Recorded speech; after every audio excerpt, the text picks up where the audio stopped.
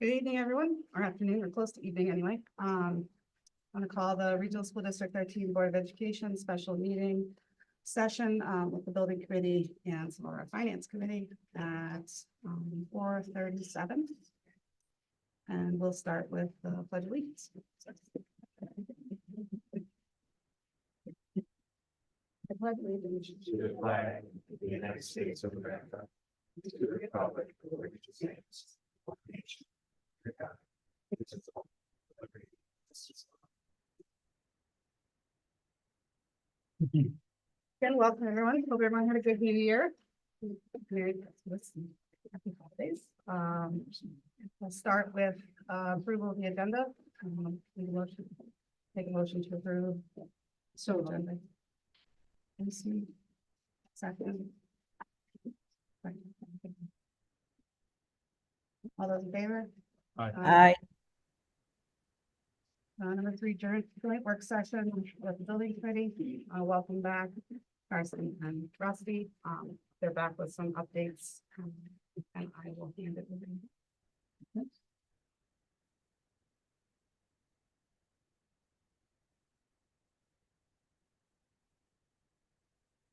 So I think everybody got a hard copy, but we are going to. That is it.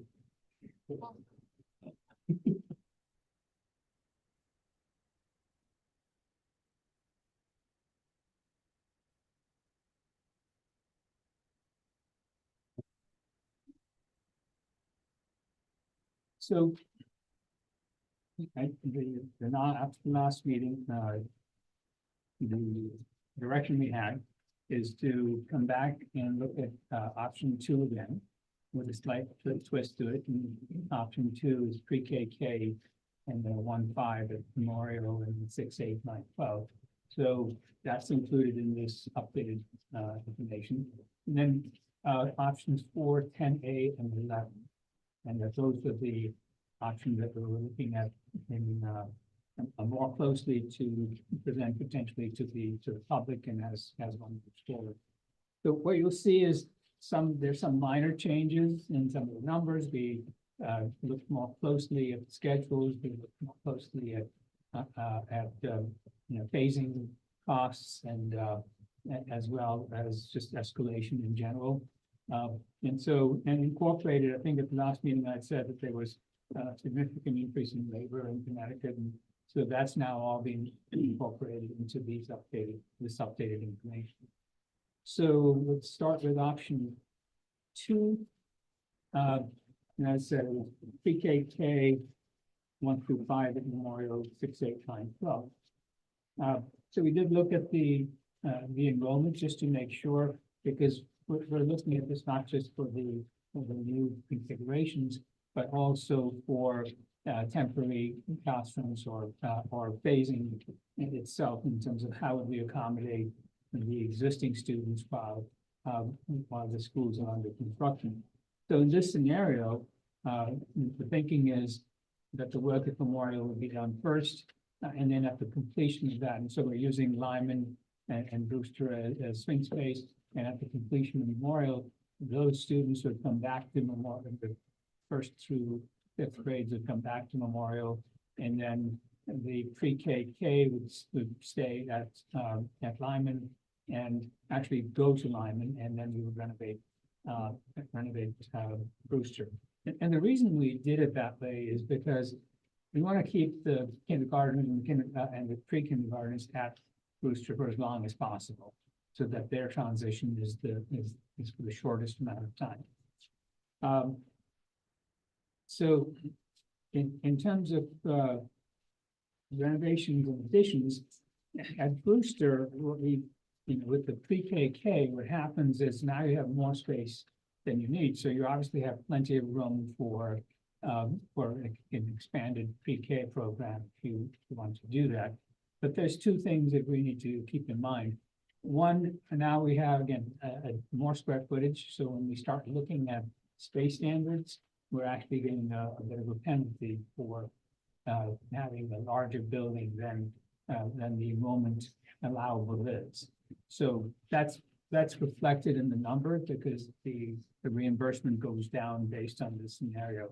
Now, if you were to say, no, you know what, we're gonna expand pre-K and therefore there'll be more students in that school, then that would make a difference to the program. But in the meanwhile, what we're saying is, okay, we'll, right now we have a Catholic gymnatorium, and what we'll do is maybe take some of the spaces.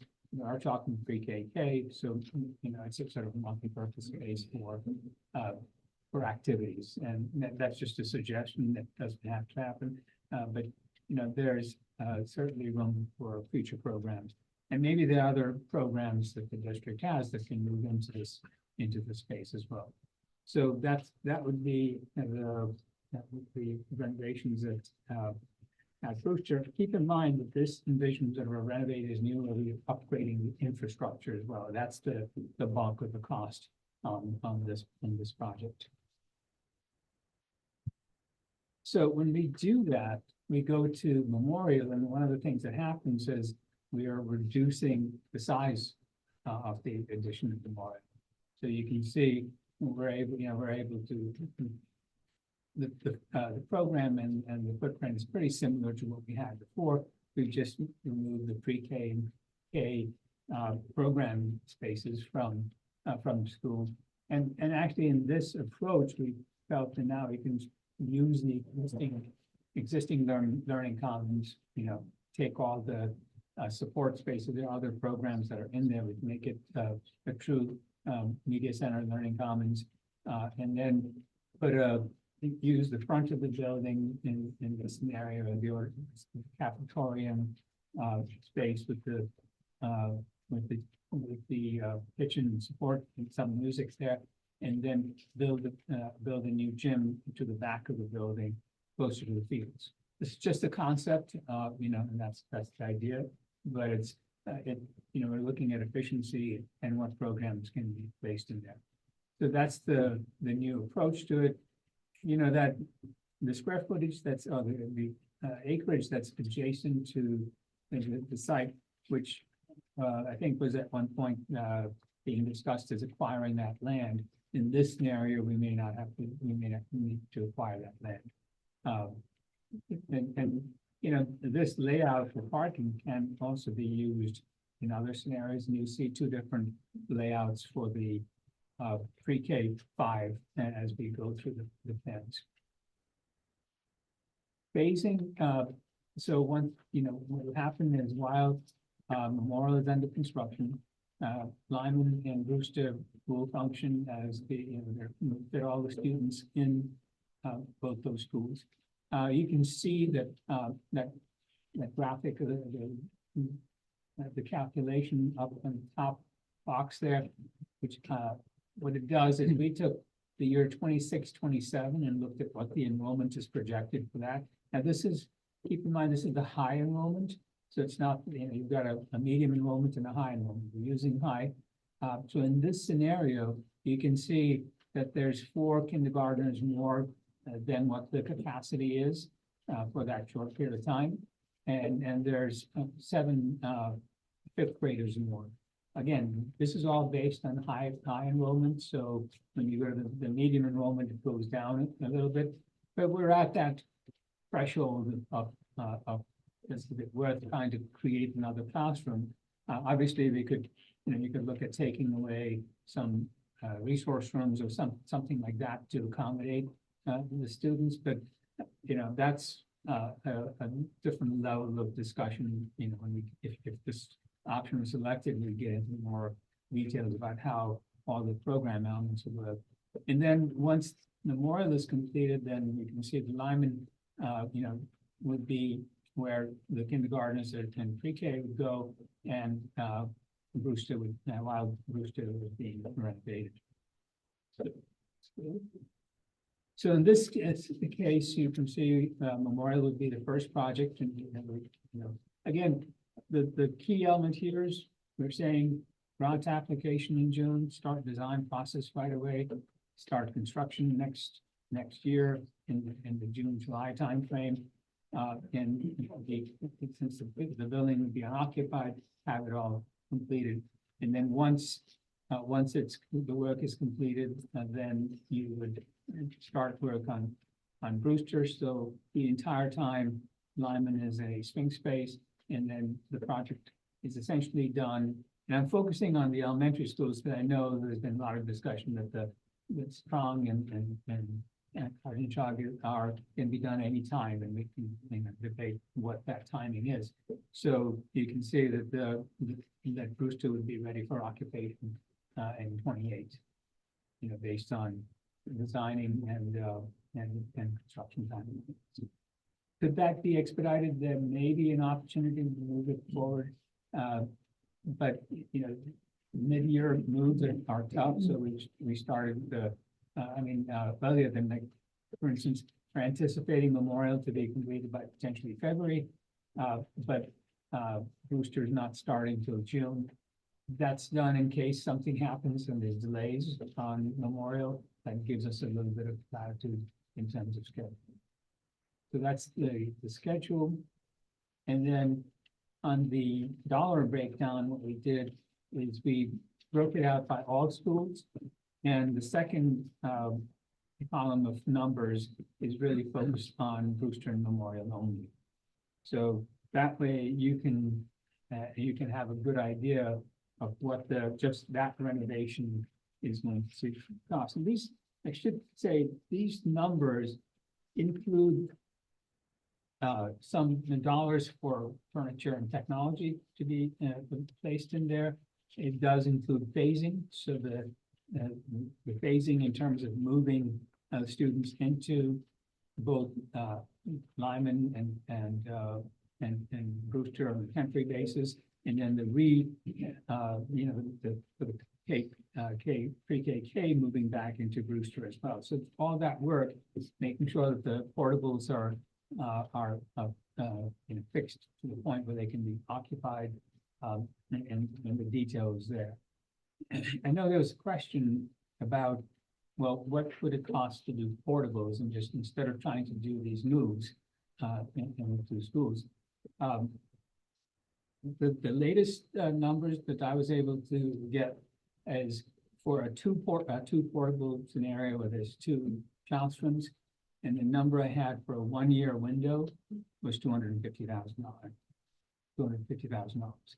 So if you need 6 classrooms, that's $1.5 million.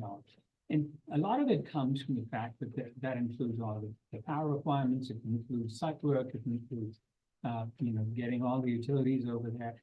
What it doesn't include is security, and it doesn't include like a direct connection to the existing building. So, which is important because you may feel that it's important to have that that connection from a security point of view. So they're not cheap, and this is a lease. So you're not buying these are leases. The numbers that we have for leases. So I did it intentionally for 1 year and 2 portables, because then that the scenarios can be whatever you want them to be. If you say we're not going to move, we're just going to buy 10 portables and place them at one of the schools, and then you can that would be $2.5 million. So to me, the value of the portables versus trying to work with the existing swing space, the existing swing spaces, certainly more cost effective. There may be a little bit more pain in the sense that not everybody might have a classroom, or some spaces would have to be heavily compromised. But that's a decision that the board and the committee would need to make. So the next option is option 4, which in that case, we're repurposing. Oh, I'm sorry, we're gonna take questions at the end, or? Well, that's what I was gonna ask you. whatever. Do we want to go through option by option? That way we're not losing. Yeah, train of thought. whatever it is. Yeah, I'd like to ask questions at each phase, otherwise I'm gonna Perfect. completely forget. My first is, I guess, I don't understand what renovations are needed for Brewster if we're just moving pre-K and K in. But we're actually doing the infrastructure, all the utilities, all the infrastructure, MEP systems. are going to be up. Is that the same thing we'd be doing at Strong and Coggins as well, or is this? No, in Strong and Coggins, all we're doing is code update. So those two schools, what we had planned is just code and ADA upgrades. And there was an allowance for hazmat and a small allowance of 250,000, 350,000 for any mechanicals that need to be upgraded. So are these required for Brewster to make it? The building's not occupiable? sprinklered, so that's the biggest, as an educational facility, to get any state funding, you have to have a sprinkler building. And This that's is the the key. starting point. This is the key to that. Right, but not to add capacity. Well, we do have the ability to add pre-K, but it's a reno is new. essentially. Right, it's a reno is Move new. That building because we're gonna keep it. And that option, that's our asset. We're keeping it. Right, but I mean, I'm just not sure I understand. I mean, we're also keeping Strong and Coggins, but we're not doing a renovation if it's as new. Is there a need to Because renovate they're Brewster? as new? sprinklered buildings, Okay. their systems are in much better condition. Okay. So when you look at overall, and, I should say, when we developed the numbers for Cotton Charge and Strong, those are allowances. We didn't go through and identify every code item and every, that was not part of our charge, but we did look at the prior reports. For instance, just one item on ADA talks about that the doors of the classrooms are not accessible, and there are other. Those are some very difficult items to resolve. So we, assigned a $1 per square foot value, which is a gross value. If that is something that you want to get into more detail, then, and you want that level of detail, then that needs to be done as analysis, but that's not what we. No, I was actually looking the other way. But that's. So I- that, even that might be less, I that work just, might be you know, less. if we have Brewster as an existing facility that currently houses students and is currently capable of housing students, I just didn't understand the need for renovate as new to keep it as a school. Well, we did look at the condition Okay, and we felt that the condition of that building is really to the point where you need to do something. And So if it's you're not gonna do more than something- swapping out one grade, taking Right. pre-K and taking first out and then putting all of that in one space. It's- Yeah, and if you're gonna spend money to do code upgrade there anyway. It doesn't Okay. make sense. You gotta touch that system, you need to touch all of it in that particular building. But does that also bring the renovated Brewster up to a higher standard? Yes, So comparing apples to apples, we have a Brewster that is state of the art sort of for pre-K and K, which they would get if we just went with them into Memorial, right? So spending money to get them to the same standard that a new Memorial would be developed. Brewster. so if you didn't do a renovate as new and just tried to do a piecemeal, your reimbursement drops very significantly, because then you run into this issue with a lot of the work is not eligible for reimbursement, because you're renovating a building piecemeal, and the state's gonna say, yeah, well, at this point, you need to be bringing this, because we don't want to keep coming back and saying, now we want to replace the windows, now we want you to do something else. So when we looked at the overall MEP systems, that was really the trigger, and that you need to upgrade. What's the breakdown in cost between Brewster and Memorial then? What's the breakdown of the cost between the Brewster work and the Memorial? On that figure, I have that number, I don't have it in front of me, I can provide that to you. and did that Brewster include that I think other, Brewster's in the space. $21 million range, and the rest is more. what's the $20 million for renovations? The renovations, the code, there's some kind of site work. Like a 60-40. Huh? It's like a 60-40 split. Yeah. Between the 87.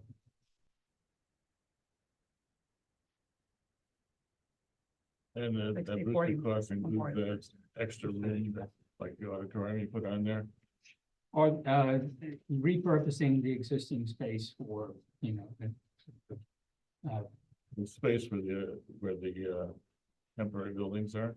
yeah, those temporary buildings would be, no, in this option, we're just working with the existing building. We're demolishing the portables, and we're working with the existing buildings, because you have enough space for that, for the entire pre-K program. So you Yeah, don't but need. you have a diagram on there of another Well, what we building. showed is that they reconfigured a few classrooms into a larger multi-purpose space to take that load off of the cafeteria gym auditorium space. So that could be just a multi-purpose room. But those are just suggestions, that could simply remain as 2 classrooms, so there's options.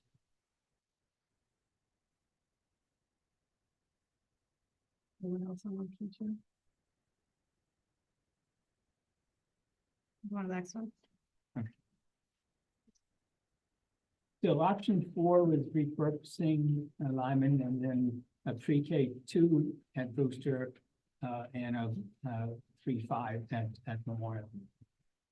And I'm just focusing on the elementary schools. So we use the same parameters in terms of, what's the enrollment, because that's also identifying the allowable square footage, making sure we're within that allowable square footage for maximum state reimbursement, and also trying to work out how the transition would occur during construction.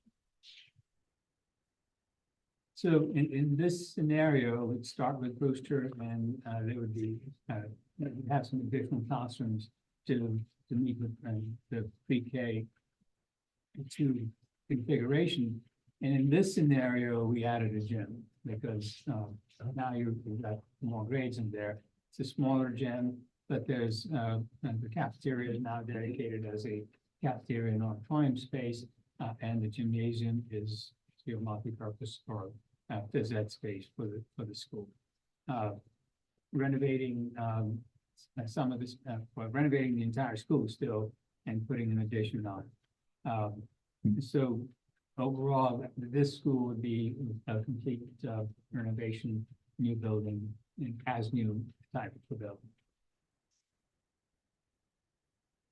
On Memorial, what we would be doing is simply adding 6 classrooms. So the 6 classrooms with some support space at where the current board was on.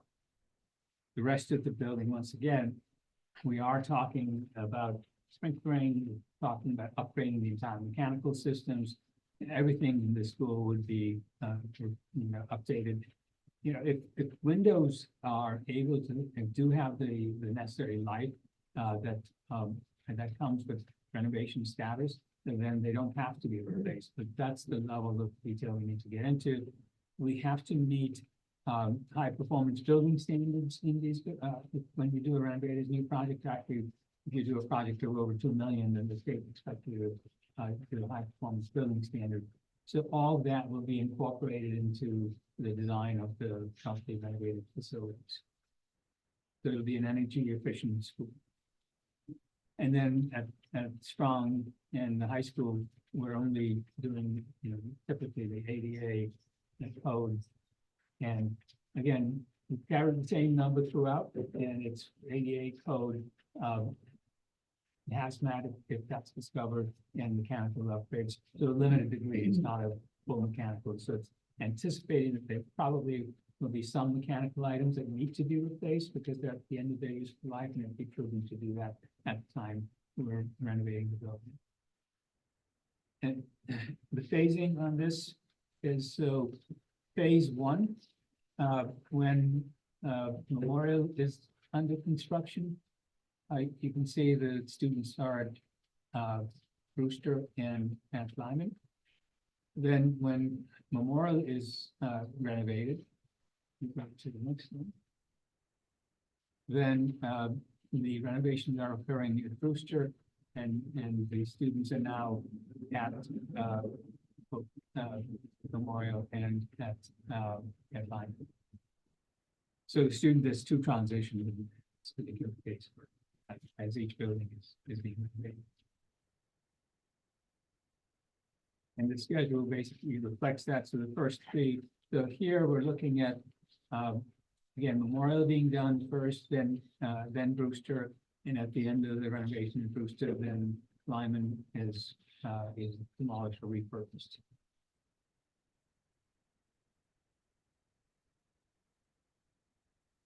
This happens to seem to have the shortest time frame for all the work. It does, because The work at Memorial is more limited and the work at Brewster is more limited.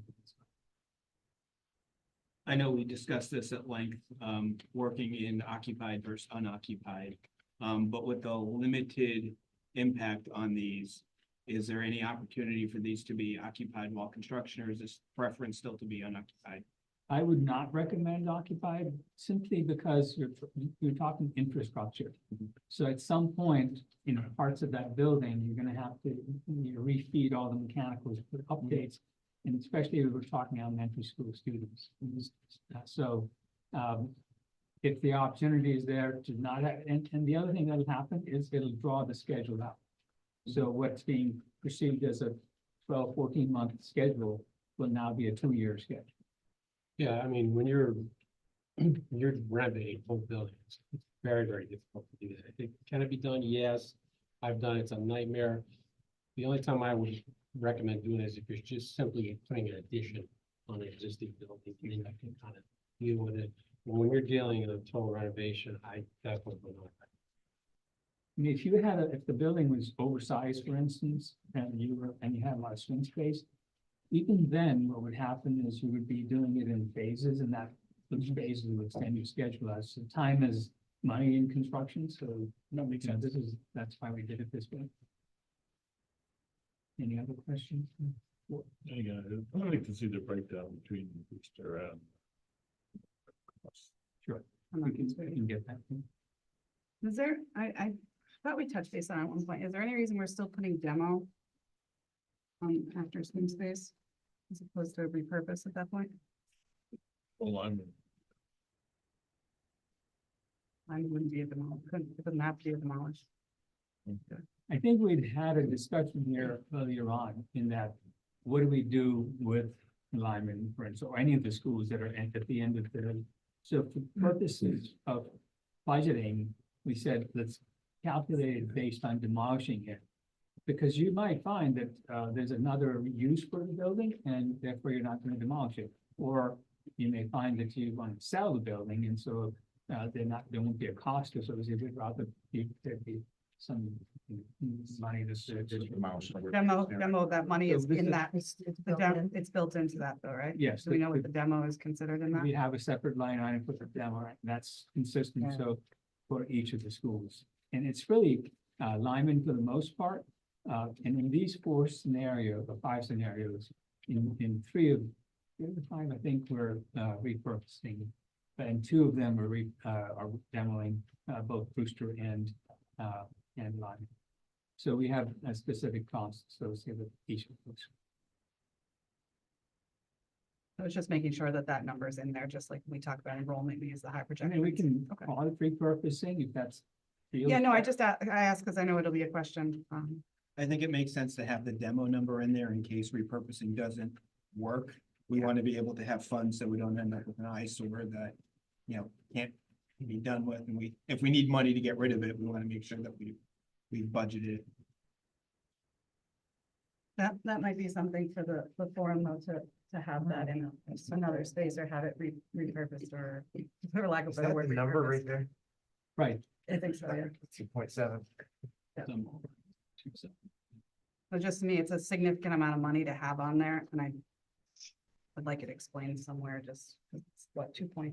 2.7 million. Yeah.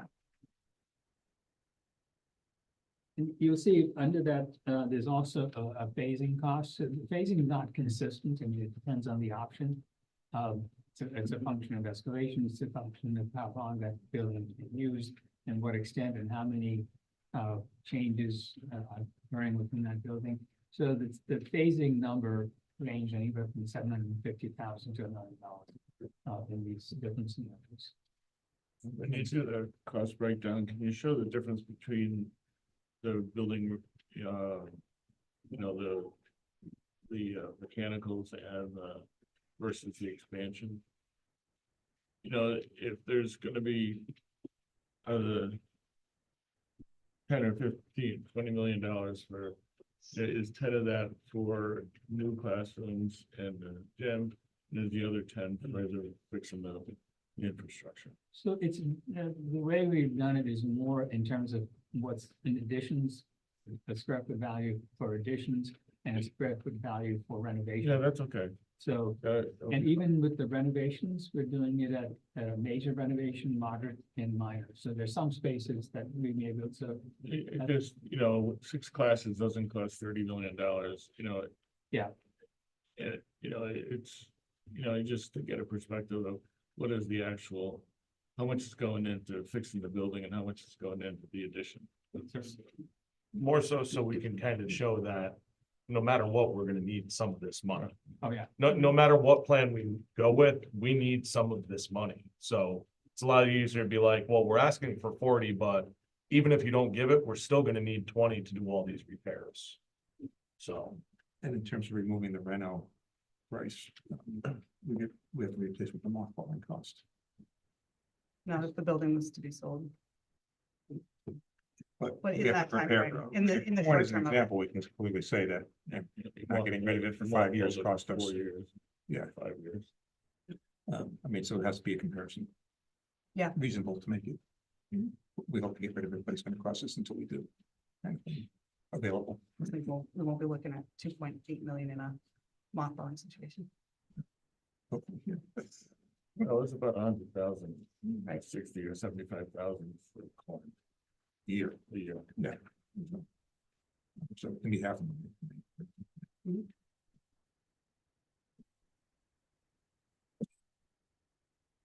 The next option is option 10.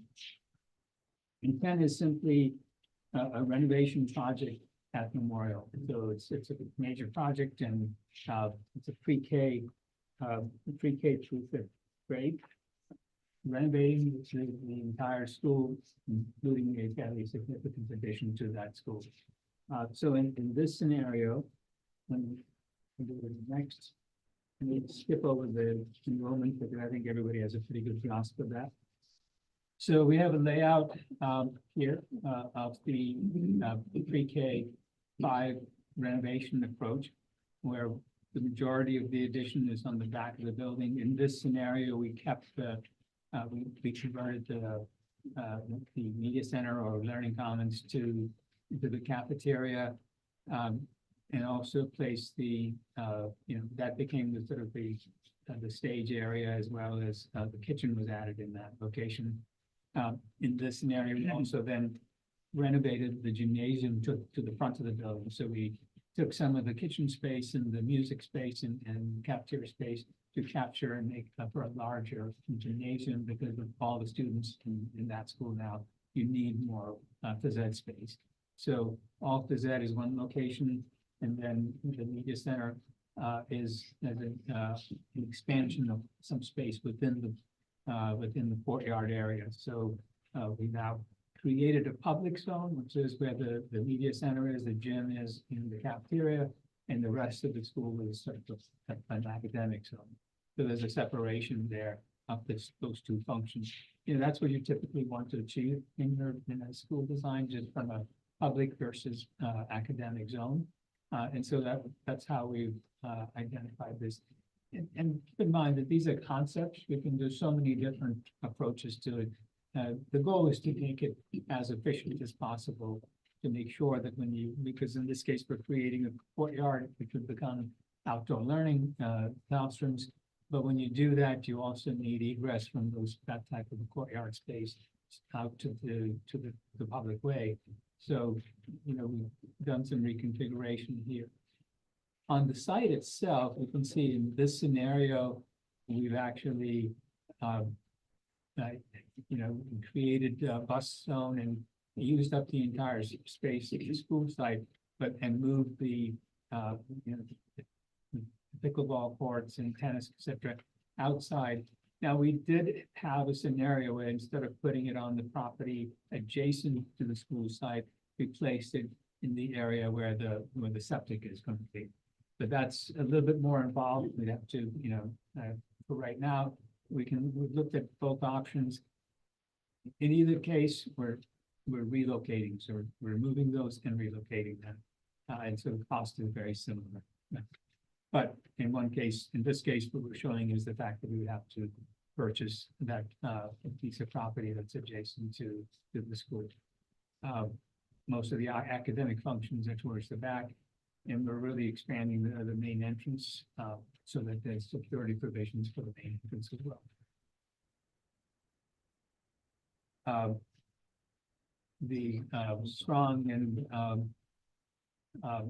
high school, there no changes to, or rather just the same budget line item for those two schools. And in this case, there's just one phasing scenario. We bring the students over to Lyman and to Brewster. They're there for the duration of the construction at Memorial. Once that's completed, we turn it over. The students all go back to Memorial, and the other two schools are either repurposed or demolished. So the number for that option, in terms of the repurposing, is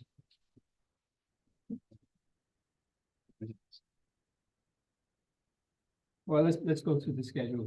So you can see the schedule. It's simply work at Memorial. Once that project is completed, right in line with that, the swing space of the two schools, and then they get repurposed at that point.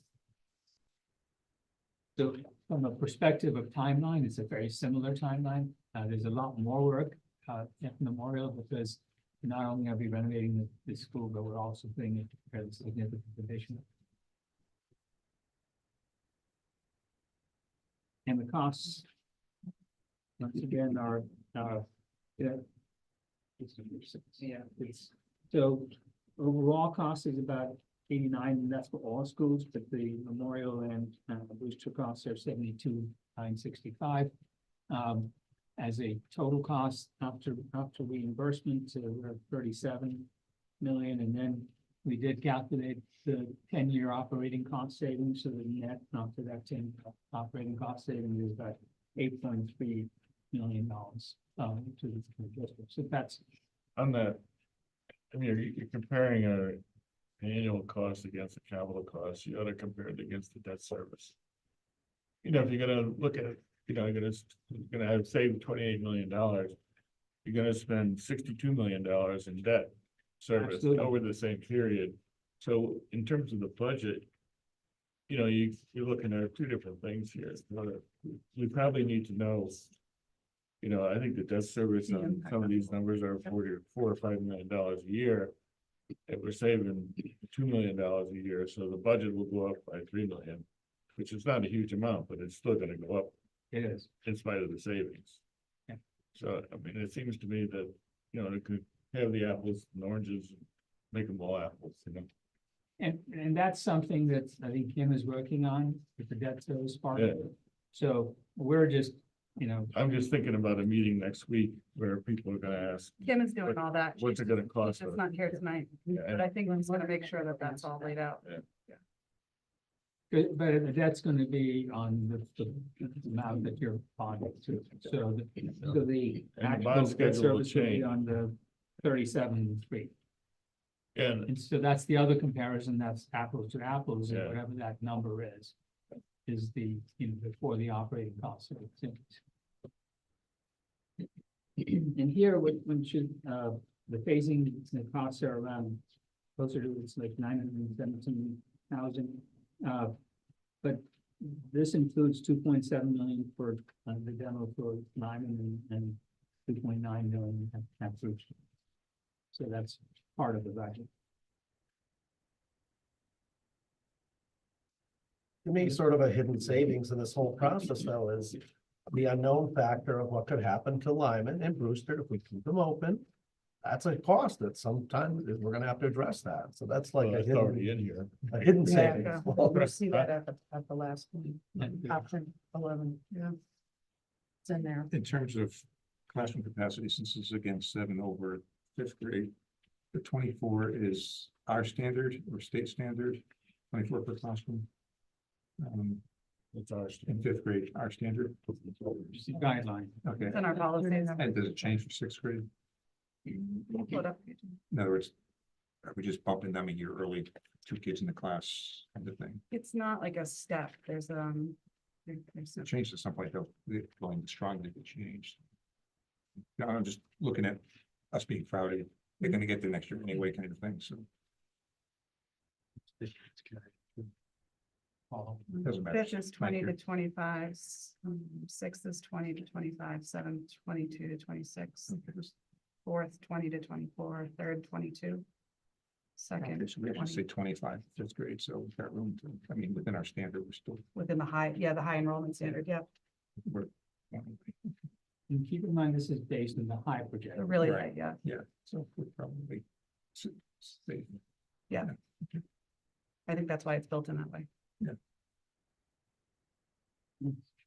Other questions? Anything?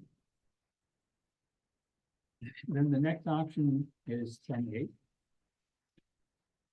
And it's essentially, the main difference is instead of renovating the school or demolishing the school and building a new building, right size, right on that site. So one of the things that happens is you're right sizing it. But keep in mind that when you build new, your reimbursement rate is 10% less from new construction. So there's an impact from the state reimbursement perspective. But again, you know, here's a layout which shows, you know, parking you know, at the area of the septic. It's a slightly different layout. And certainly this layout could be done also with the renovation option. So we just try to show you different configurations in these preliminary concepts. We're carrying a similar number for site on all these major renovations, both 10A and 10 and 10. So phasing is identical. Once again, all we're doing is putting the students at Lyman and Brewster, and then once the work is done, they all move over to Memorial, and the other two schools get first. And just are a function of AU and code at whatever time you think you'd like to pursue projects. And keep in mind when we do all these, you know, and just to be consistent, you know, we have used this schedule for calculation purposes. So if you were to move something earlier in the process, I don't think you want to do that because you're going to have so much under construction at one time. So, you know, we try to stagger it to some degree. In this case, just two schools under construction at the same time. Although, you know, the other two projects are not very invasive. They're code and they could be done over summer months, and they could, you know, you could look at different ways of planning them out. There also is space at those buildings so that you can move kids around while the work is being done, if you choose to do that.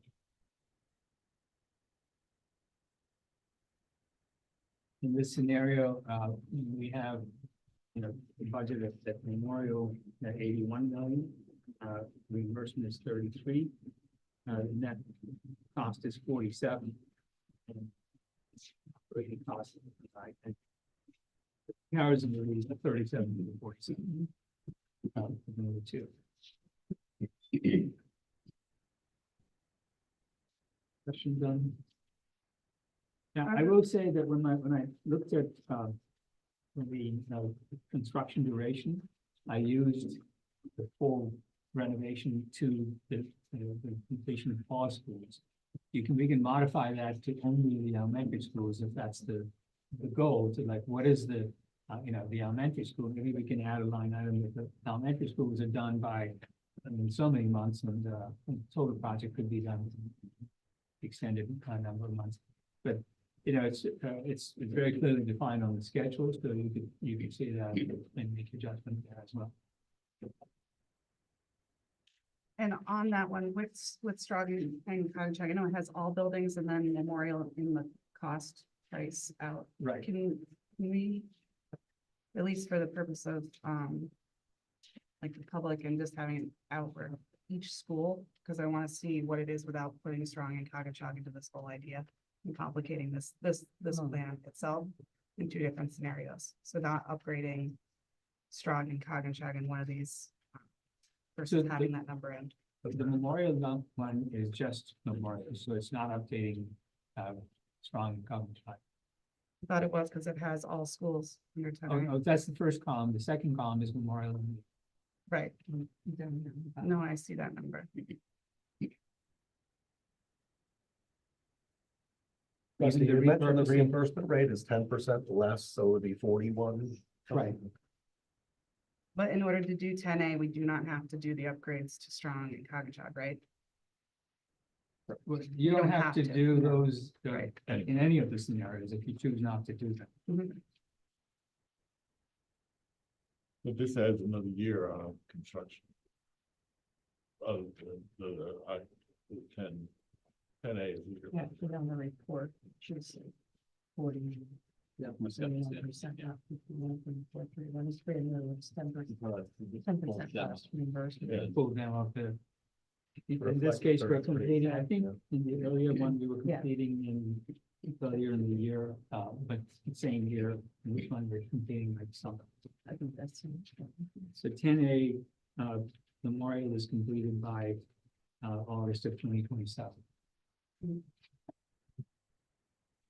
On your So- report on option 10A, where you put the evaluation, you have all the figures at the bottom. You still have the reimbursement rate at 51.43. That's your general reimbursement rate. But I said it so was it's less, for, it's less with it when it's brand Right, new. and so, even though that's your standard reimbursement rate, in order for me to try and do every scenario, because they're all different, every school is slightly different based on your space standards. So the actual numbers are based on what your actual reimbursement is for that school based on space standards. So I didn't try to say, okay, 51 for the new, we can get into that level of detail, just gets confusing. So we're just Yeah. establishing what your current rate is. And then it goes down from there in terms of, depending on the school and the type of work you're doing in that school.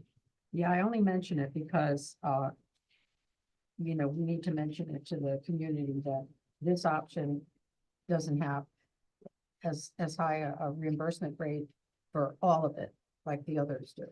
So when we have that slide for state reimbursement, that's when we would explain Okay. the details of that. Mhm. Because to try to incorporate it in here, it becomes a little Right, confusing. okay. They can say, look, this is what's gonna happen, so this is our rate. But if you do a new school, it's 10% less. If you're impacted by space standards, it's gonna be some percentage less on space standards.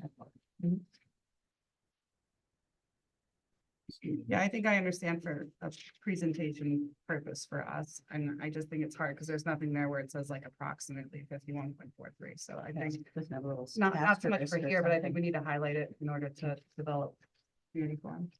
And also a definition of renovate as new versus new. Yes. I mean, we might be able to show that slide, plus the 10A as the 41%, let that number on the memorial show that. And then on the other one, when I was new, you could do the 51 and then subject to space standard.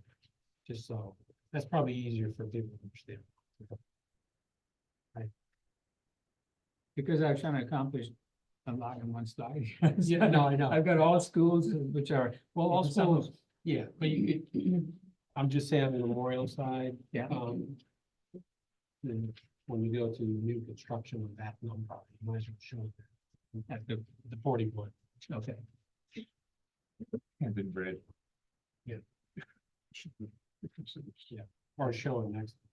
Yeah, I was just what I was thinking, where we put, when it's on the memorial column, right next to it, put parentheses, Because then it'll be 41. higher. Yeah.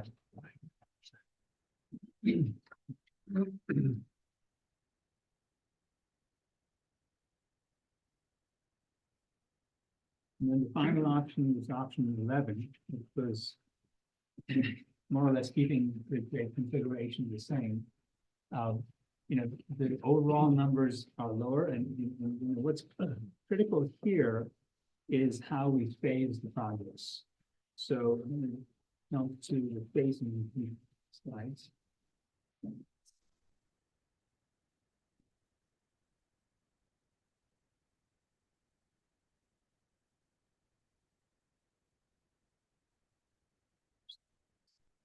So this sort of defines how the phasing would occur without bringing in portables. So in phase one, we're doing, work at Brewster. So the infrastructure code, ADA, that's all being done at Brewster. An interesting piece here is, when we do this, you know, there's a gymnasium, and in addition to two classroom spaces at Brewster. In the meantime, Lyman and Memorial are housing all the students and they're using all the portables. So we're renovating all the portables to make sure that they're usable in a standard that's usable for students. Once that work at Brewster is done, then phase two starts. And phase two, you can see that the work is being done at Memorial at this stage. And they're using Brewster and Lyman as swing space. Then phase three will be when we're renovating Lyman, and then Brewster and Memorial are the two swing space. So there's a lot of transition of students going from one school to the next to the other. So that's a little bit of a challenge, and the final plan shows all the schools accommodating the students with the modifications there. So what happens here is, you can see we're renovating one school at a time. So from a schedule point of view, we've got once the first school done, when that's completed, then the second one starts. So we start with Brewster. When Brewster is completed, we go to Memorial. When Memorial is completed, we go to Lyman. So now we're going out to 2028 just on the elementary schools. Whereas on the other options are pretty much done, and for the elementary schools in 2027. So there's a whole year difference in the overall schedule, getting these in this particular option. The cost on this option, this for the pre-K 5 section is 66.75. The reimbursement is 30.2, and the net cost is 36.50. And these are to essentially get renovated as new for each of the buildings. Each of the buildings. No, basically no new classrooms except for gym. A couple of classrooms and a gym at Brewster. Because if we don't renovate as new, we don't get reimbursement. And we have a lot of renovations that need to happen just to maintain the Yeah. life. And I think it's also pointing out, since the other ones basically give us state-of-the-art schools. And no cost savings. I know, so, but this will give us renovations to get the state-of-the-art school too, so. What rate did you use, Justin? These are all the 51%. I mean, again, I want to say, so people clearly understand, I don't think the state would agree to that. So when I say 51%, I mean, there are state standards that are going to apply to it. Again, when you have a rate, there's always going to be some ineligibles.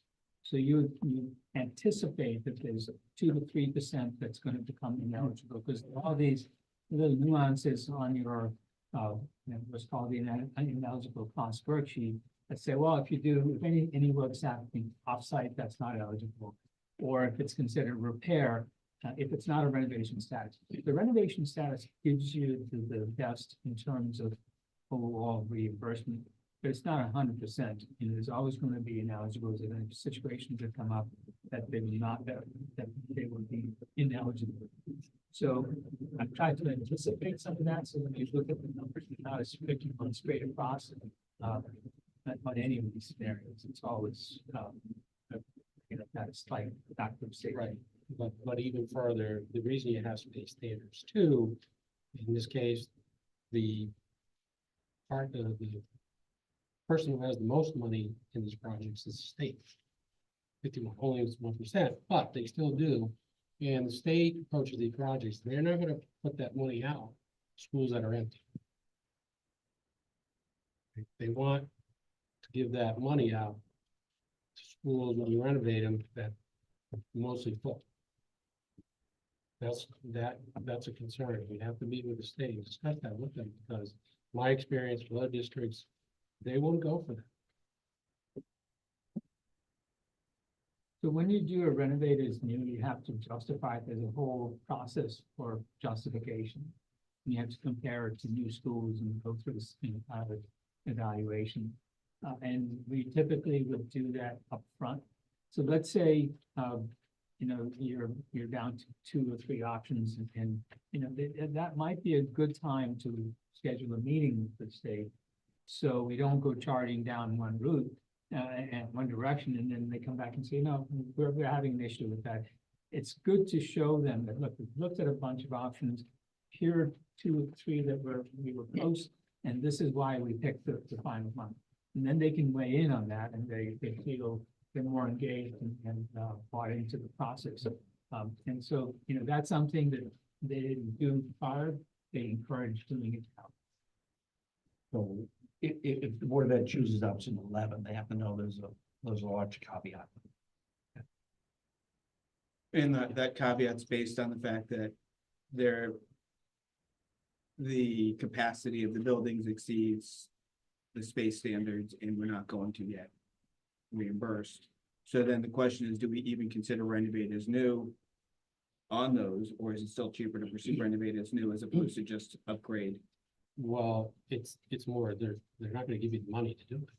So you can do it, but you're gonna end up having to pay all of it or most of it. And would that apply to all No, just the just buildings, on, or just? just on, don't forget, the whole thing that we're looking at here is based on your population studies. They don't do that just as a check in the box. They want to know how many kids are going to be in school, and is it going to be mostly full or not? If it's going to be empty, they're not going to give you the money. That's simple. Not a lot of legislation, and maybe some special stuff. Just, I want people to understand that when you're going down this road, there's a lot more to it as far as the reimbursement rate. That's why we project out populations 10 years. They want to know how many kids are going to be in these schools. You know, they're writing the check. So net cost to RSD13 could be significantly higher than employees of that church. Would be. Now, For option 11. again, that's, I can't tell you that 100% because the state changes their minds from one year to the next on a lot of these issues, but typically, I've been pretty clear in the dozens and dozens of schools I've built. We've run into this numerous times. And the numbers are consistent as far as involvement. Yeah, they've proven out over the years. Now, again, nobody has a crystal ball, but they're usually fairly accurate. And our numbers don't justify it. So the, Linda? Sorry, I just switched devices. Mute.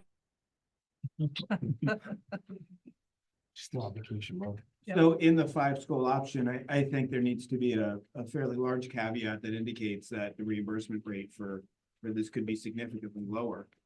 Well, But also, we also may opt for smaller scale renovations in that case, right? I mean, we'd almost have to.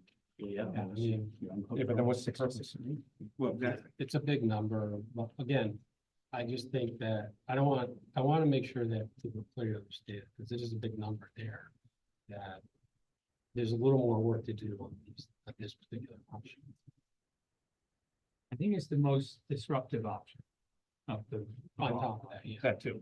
And there's also the fact that requires debt servicing costs to the budget moving forward without the benefit of cost savings. Exactly. Right, so if you're looking at it from the perspective of the budget moving forward, it's also the most impactful to that.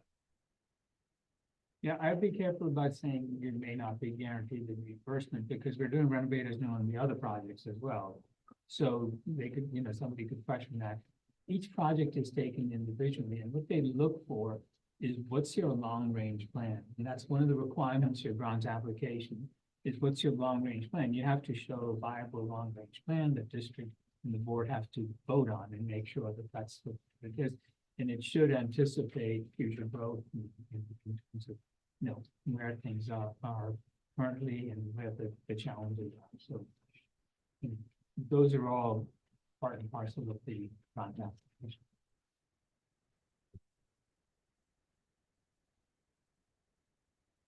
I guess I'd like to ask, since thinking about next week and the two community forums we're having. Moving from tonight to next week, a personal opinion.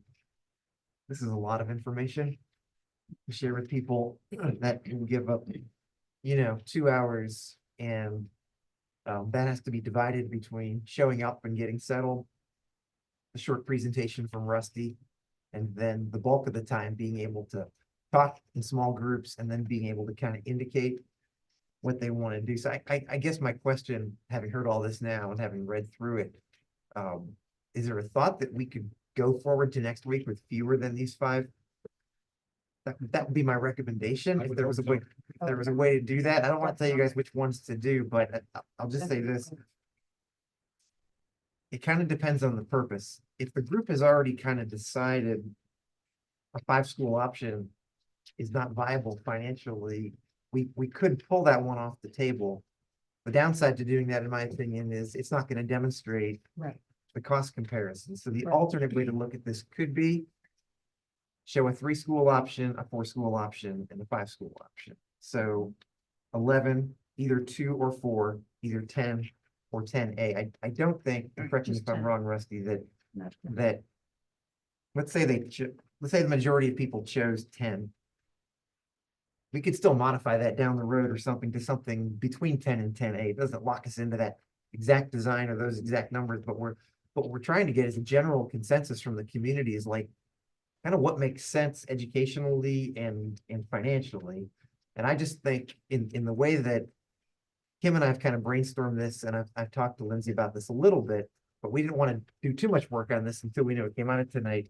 I could see asking Rusty to present kind of the nuts and bolts of the 3 options and what distinguishes them, and then letting people in small groups have like little T-charts and have each option on a different sheet of chart paper and like pros and cons. And they do that, and then we would build something in at the end where everybody would get to go around.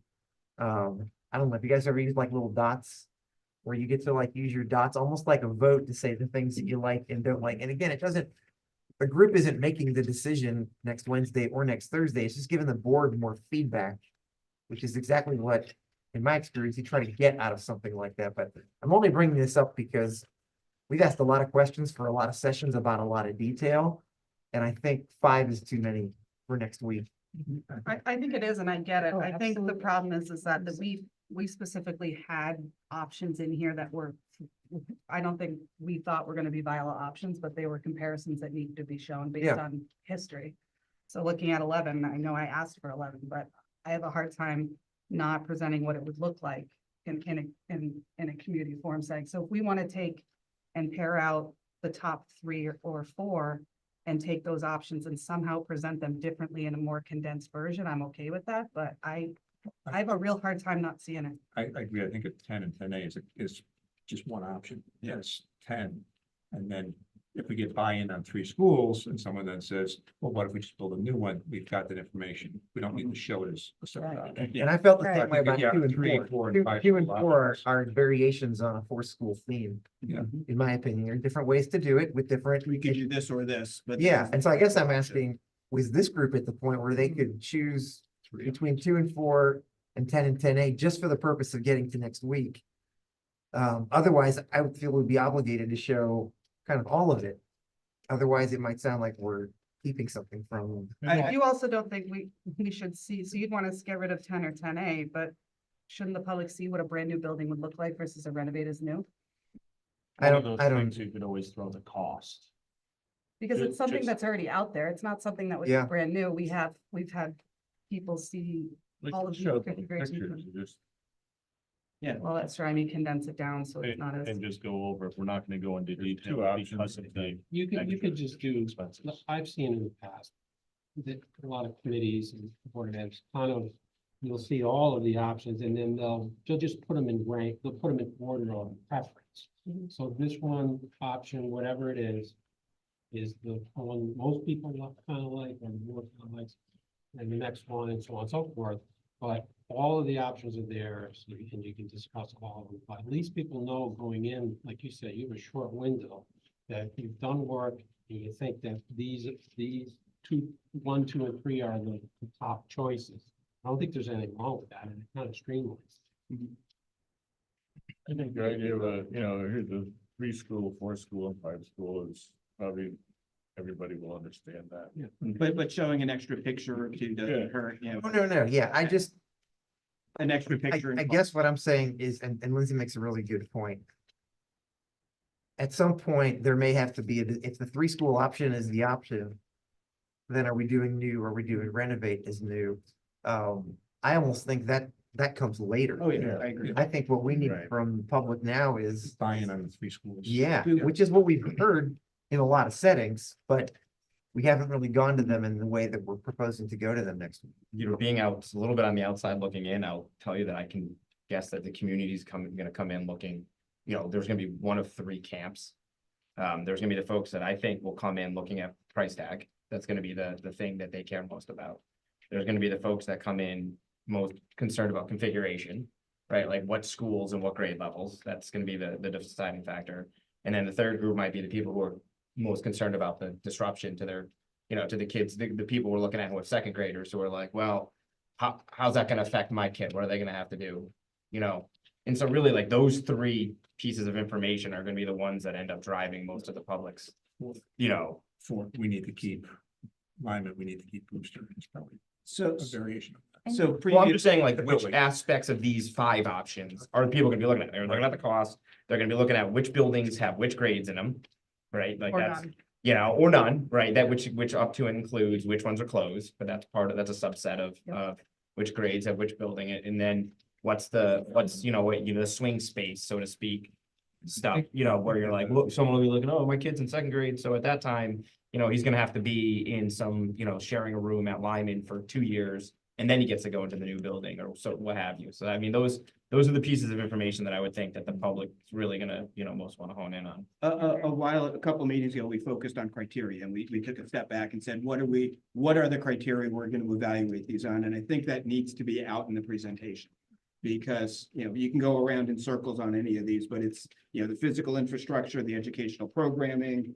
I think it was, I forget what the 5 were: access and transportation, user experience, and financial impact. Were those, everything has to be considered under the framework, which is essentially what you were saying. But we had a very long discussion on what criteria is going to be important to what people. Some people are going to rank things higher, but every decision should be based on some level of criteria that we have. And I think we really need to get that criteria out there so people understand what they're going to base their decisions on and what we're basing our decisions on. And in the initial presentation, I think that's important. And saying that we started with 14 options. Mhm. I don't think we should be discussing option 2, 4, 10, and 10A publicly. I think a better title and better handle is, which came down to a 2-school option, a 3-school option, a 4-school option, and a 5-school option, without confusing people with, Mhm. we're talking about option 6 or option 10A or something. Mhm. But I think. Right, we I'd want like that to variation on it, move there's away from variation. numbers and explain it, because if you But I think notice, it's even when you important for them open to these, know you that look we at had- option 2, I then go up 5 pages to remind myself what Which that, would, Right, yeah. and it's Same thing. So That's the part of it. titles of 3, 4, and 5 schools is very clear, but I think it's important in basic, in the groundwork that we looked at 15 options, distilled it to this and this. Yeah. So that, did you think about this? Yeah, we did. That was option 10A, 17, variation 6. And just so I'm clear for the 2 comments that were made, the process I described was gonna be a little bit more open-ended. I felt like with just 2 hours to try to get people to rate on specific criteria who are just kind of new to this. I feel like it's better just to say, what do you like and what do you don't like about each of these options? But if you guys think we need to make it more narrow, we can. That wasn't the way my brain was thinking for next week. I just think we need them to understand what they want to categorize their decisions on. Yeah. right? Yeah, everybody has a decision. We want to find out where that decision's coming from. Is it based on distance to school? Is it based on their families have gone there forever?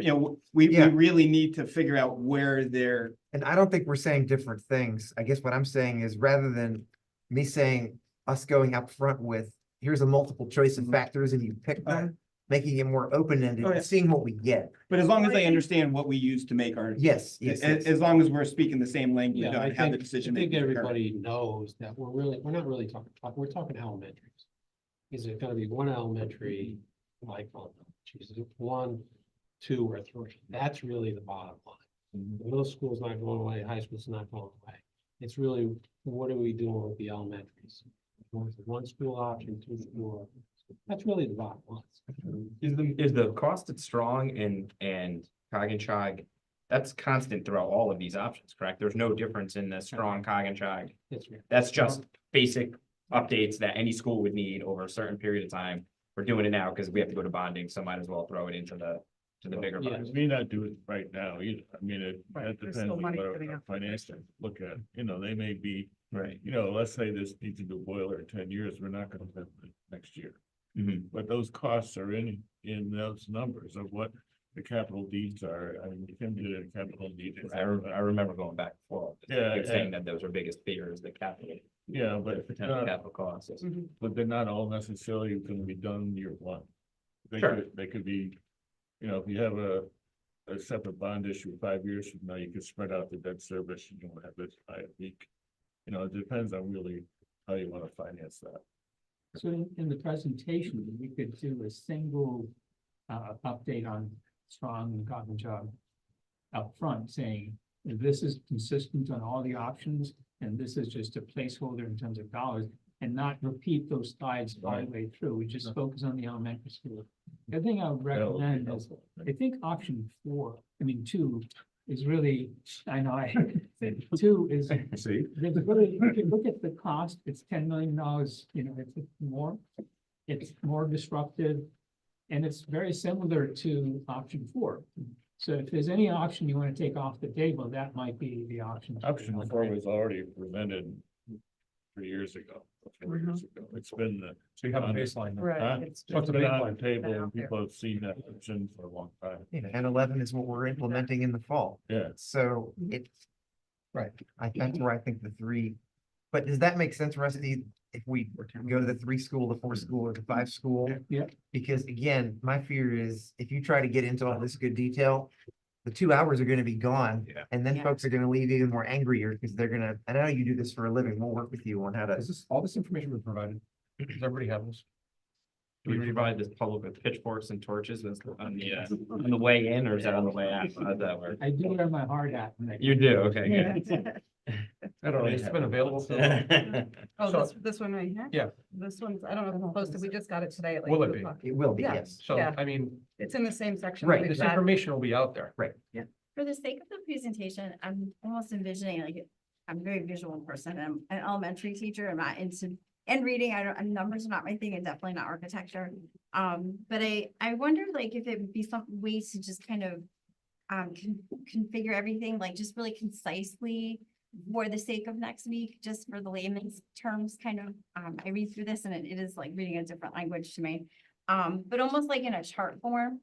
I'm almost picturing like I'm not sure the gentleman's name that sucks me, but even just like cost, configuration, time frame, just kind of like for So the we public to, have that graphic at the end, which I didn't even, does get- these, all right, the columns. just where it's all consolidated. Yeah. Okay, So- but with the 3 options, like Doug said, just Right. like It okay. goes through, it does side by side with each. the 3 ones are. Yeah. I like the maps that you put up with the certain Even schools. from having that, a even more condensed than that. circle. Right. I would love to see something that's large like that. Here we are now. This is one option, boom, boom. This is another, is there a way of then, I don't know, I like to see one slide and you can look at it and say, okay. And again, make it more geared towards the elementary as Mr. Cross suggested. Yeah. And then even project that maybe for this, it could be like the last thing and then for the discussion. So it's a quick reference. Right, and that can stay up the whole time. Right.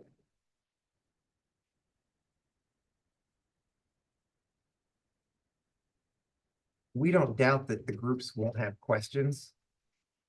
Okay, Rusty in questions are person gonna- will be there walking around, but we want to make sure that what we ask them to do they're clear on what we're asking them to do. Otherwise, Right. It's gonna be all over the place. yeah. Well, I think that's why each one of us is saying something when we mention, because not every one of us is gonna be able to have impact on what is developed to be presented for next week, because we only have a short amount of time. This is our only time to really do that.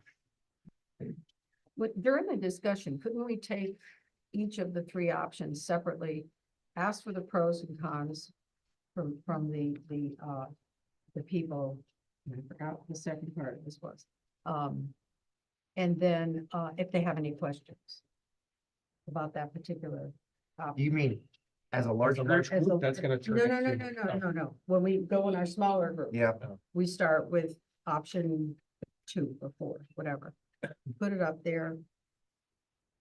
If they have questions, we could put the questions first, or what are your pros, what are your cons? What do you like about this? What don't you like about it? And have it in 2 columns, because we'll have paper to write on.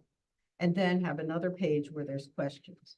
We can answer them, those whoever are facilitating can answer it fine. If they can't, then we'll say, okay, well, that goes to. well, I think that's a Rusty, good, that that's a goes good to suggestion. In addition to pros and cons, questions. Questions. And maybe we can answer some of them And in the then maybe moment, we and can- maybe some of then- them we have to right, get. We have to give to Yeah. Rusty or somebody else. Can I just ask Or- a or Kim. clarifying question? Because sitting back here without the packet in front of me, I don't know what option is which. Now, Doug, you just said option. You just said Well, option. Exactly let's what we're say- saying. let's Yeah, take Brandon. It's configuration- very confusing. This number one. configuration with But even beyond that, you just said option 11 is going to be what our current configuration is going to be next year. I think that's important to keep on all the agendas. Yep. Because it is an option, because if you don't choose any of the other ones, we're still paying that bottom line For in 5 buildings. renovations Yeah, over for time. upkeep. And I think people need to understand that piece of it, is that that is your option if you're not choosing any renovation for other buildings. That's what we're gonna have. Well, we've That's been why, trying and to it's, explain that. and for the if we past go back, year. if we go back to the minutes of that meeting, that's Take why. that off, right? So as soon as you say, for simplicity's sake, you take that out of the equation, then I think that's off the great. table That's again. great. People don't realize that to do it. there is a cost to keep things status quo. And that's why it was one of the last ones that was thrown in, because there was no comparison to what you No, we currently need have. it, yes, but I think, yeah. We do need to have it. So and that's just kind of clarification on my part, but I do agree that we need to stop saying options and talk about specifically what the option is. Do we need to? I completely agree. Now that you talked, you get to sit. She's like, no, I'm good back here.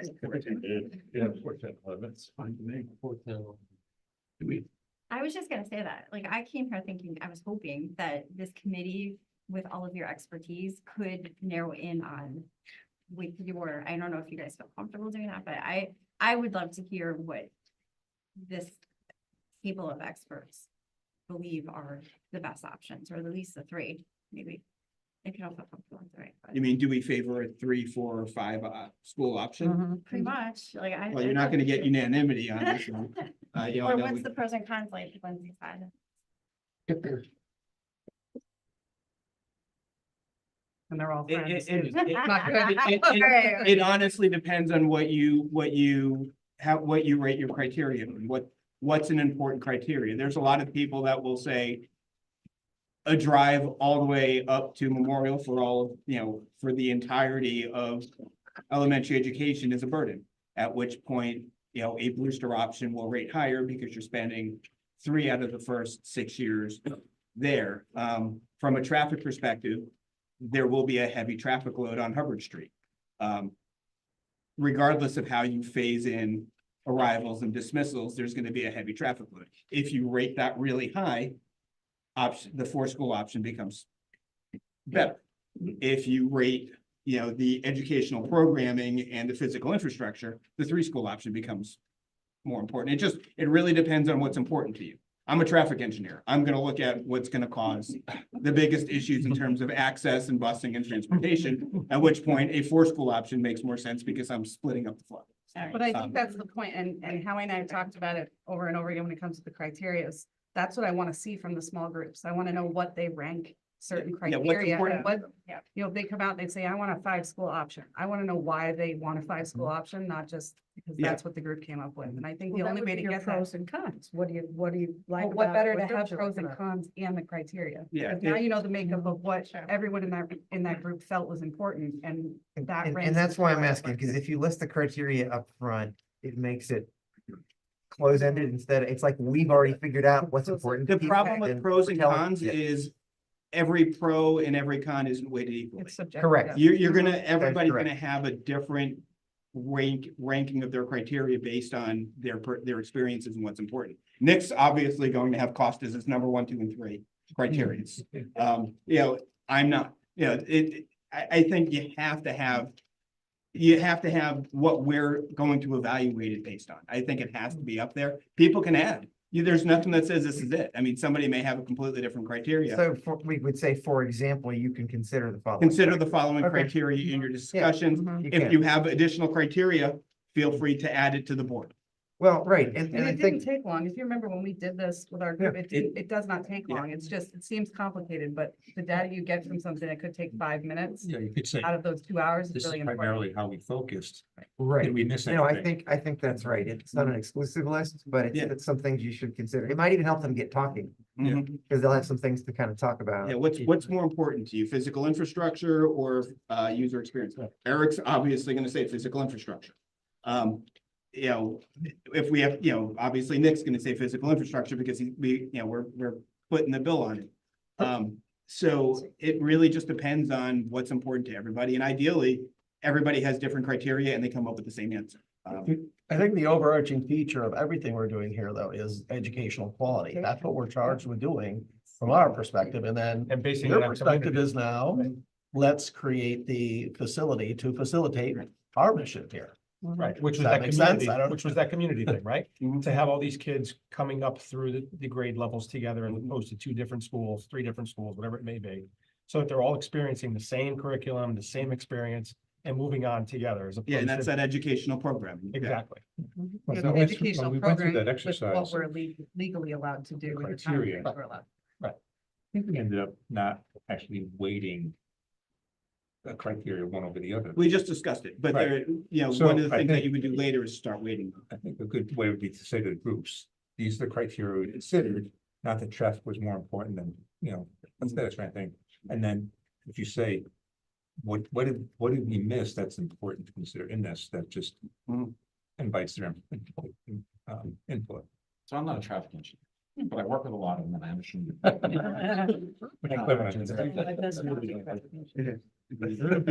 But I'm not sure the 20-minute disruption in the morning and afternoon, 5 days a week is gonna be all that bad for a 3-school configuration. But to your point, it is a valid concern. And if we get to that point, I would love to see a traffic study, the study done to evaluate the traffic, to identify if it is a problem. And at that point, Well, we would figure out have how to to, mitigate it. we would have to. Right, so we would mitigate that, but again, I'm leaning towards what's more efficient and what's a better learning environment for the kids. Not just short term, but long term. Again, thinking of Eric with the maintenance of all these facilities. Clearly, the fewer buildings we have to maintain, the better buildings we can have for the learners and the teachers to work in. And I agree with that too. The less admin you have to have managing building, the more money there is for programming. Right. But in stark contrast, you could have a table with 4 or 5 people on it that have no children or never had children or have no investment in the educational experience, but want to know what they're going to pay every year. So that's where things are going to weight differently. And I think a lot of people are going to be, look at every time a budget comes up, whether it be the school board budget or a town budget, everybody in these towns are concerned about costs and finances. So I look at one of the most important, like Nick, most important factors is having the most cost-effective education, good education for all the students in the district, and do it in a cost-effective manner. So even people that don't have children in the district understand when they're paying their taxes, that they're paying it towards the most efficient program. So based on that, like I would, I would rate option 4 significantly better in terms of transportation, but in terms of overall importance and the criteria evaluation, it may not be that high. So, yeah, it's much better, but it's just not as You can do important. any voting. The thing that happens too, if you've been at things like this before, is people may come in with their preconceived notions of how they feel, and they may not change. But the hope is that the dialogue they have in their small groups, maybe some free exchange of ideas, and some people are convinced. And that's what we're hoping comes out of this, but not that we're leading them. Like, you have to go with this conclusion because this is the conclusion we came here with. It gives them an opportunity. to Right, voice their otherwise opinion. they're gonna say, Get that. why did you even invite us here? Right. That's why I want to just make sure it doesn't feel too prescribed, like you have to react or respond in a certain way. So I think we can do both. We can have the criteria, but we can also say you can put pros and cons about any other aspect of this, and reasonable people can even disagree about the educational quality of these different options based on their own experiences or biases or whatever. I think we just have to be okay with that. Is it going to be articulated at the meeting as to the nature of the input? Like, is this the people who attend this are the people who are going to be influencing the decision, or who are going to share input for what will ultimately be a board decision? I think the latter. The letter. And I think it's important to put that, to make sure that that's stated, right? That it's an input and that, because again, to your point, people say, why'd you even ask us here? And I think it's important for people to know which it is. Or if it's weighted, if it's both, what is more of the weight of that? Right. What's their role? Right. Yeah, and defining that role, yeah. It might not be clear to the community, to many, that there are needs. There's genuine needs this district has. These are any of these options are not wants. It's not, wow, I want this. We need this for the kids. No, there's genuine need here. I think we can all agree on that. And it's presented as a want, the naysayers will be, no, it's too much. The numbers are scary, absolutely. And what's the role? So I'm just trying to envision what next week is, like, are board members at each section, or what is our role? Well, what we're gonna plan to do is meet, I think Friday, Lindsay and Lucy and I, and Kim and I met before she left for her cruise. Anyway, we hope she's having a great time. Did you do that while I was gone? And again, we have a very tight turnaround time on this. We got a 3-day weekend we're coming back to, so part of it would be also having Meg reach out to you all to find out for the board members. Can you come to both nights? Can you come to one? Can you come to neither? So we know who's coming. We'll do the same with the senior staff and the principals. And then we'll look at who's registered. We have about 65 people registered right now over the 2 nights. We've asked people just to come to one or the other.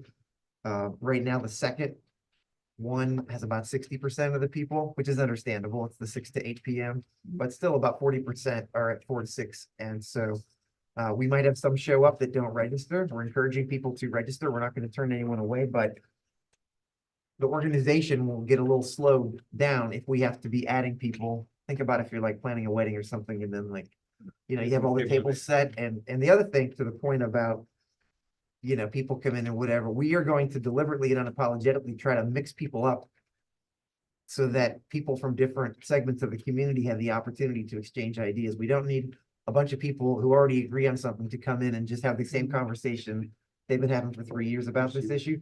That doesn't help things. And so to your question, I think if board members are willing to be at tables, we would have you do that, but only if you're comfortable. And if you're not, you can observe. I would caution you about being a full range participant in a conversation, because then people might, to Linda's point, and others might just say, oh, well, you're on the board member. So since you said that, I'm not going to disagree with you because you're the one making the decision. So more like you're just there to listen. I would think. And we're going to have some aspect of like the note-taking piece. And I think at this point, we'll try to use staff to do that, unless board members really want to do it, then we'll let you do it. But then you could be accused of, oh, you wrote down what I said, but not what, so let the staff take the brunt of that. And again, a lot of that depends on the numbers and the size we have there. So I think we can deal with it. I think the key is gonna be to get them in, get them seated, get Rusty up and down in an amount of time to where we feel like he's given them the basic information, and then give them the bulk of the time at their tables. That's what they're coming to do. So it'll probably be better the second night than the first night because you know, You it's might like wanna- teaching anything. Experience, Yes, right. we will all be that much. You might want to hand out I do. enough of that table, Right, a picture of, you know, each option, just a yes, picture. yeah, they not have to have some all- kind So of. they know, Some kind of visual. That's a good Has idea, to be Bob. some Yeah. kind Just of have a- visual, yeah, I was for the- gonna suggest that, I say, think, this is 5, this is 4, this is 3. so that they can see. And maybe, like Maura was saying, also have some summary data on it about financials and all those things. I don't, Mhm. Just to, this may be too far in the weeds, but the idea of having stations. You have your groups, but you have each plan at a station with all of the information and things. Have chart paper there so that each group can put on the chart paper pros and cons, but then you rotate, because then you have not just a group interacting, but you have all of the groups interacting through the paper, so they can respond, agree, disagree with. a previous- actually, that was our thought going into this with the dots, Yeah. Yeah. was that Yeah, there'd be like a gallery walk at the Yes, there end you go. with kind of a free exchange of ideas, but then we would actually ask people and we would give them a limited number of dots. And and you can then, put 5 on one, correct. or you So can you've done put stuff 1 like on that 5. before, yeah, and people like putting dots on things. I don't know why, but it's fun for them, so. But the key is to give them enough time to do that, so we just have to, we don't wanna rush it. Right. But we gotta get them talking sooner versus later in that environment. It's also anonymous to the people. Correct. Right, right. So are we presenting options 4, 10, and 11? Because that's Yes. Yeah, Yes. I think so. because, and then if the question comes up about a new school, we can simply say, and if you look at the numbers, all 3 of them are almost $37 million. The cost becomes consistent there. But I think it's also important to make it clear that there's essentially a debt to, savings ratio. Right. And that's the one that's gonna really affect someone financially. Is that the debt to savings? That's the budget number. Yeah, that's the budgetary number that Bob's talking. So that's important. It's not super clear on this, but that, for someone to see a number, that's the one that really. Is there any logical order, Rusty, that you think that would be presented? Would 11 be, here's where we are now, but needs change if we keep it as this? Or that money could be spent If we perhaps take one Those are in a different one way? school Those are back, 3 school, 4, 5 school. options. Yeah. Would you start with the 5? We could, yeah, Yeah. that makes a lot of sense, I that think that's it what you does. currently And then have, take and that's one what away and then happened, and go second 5, one 4, away. 3.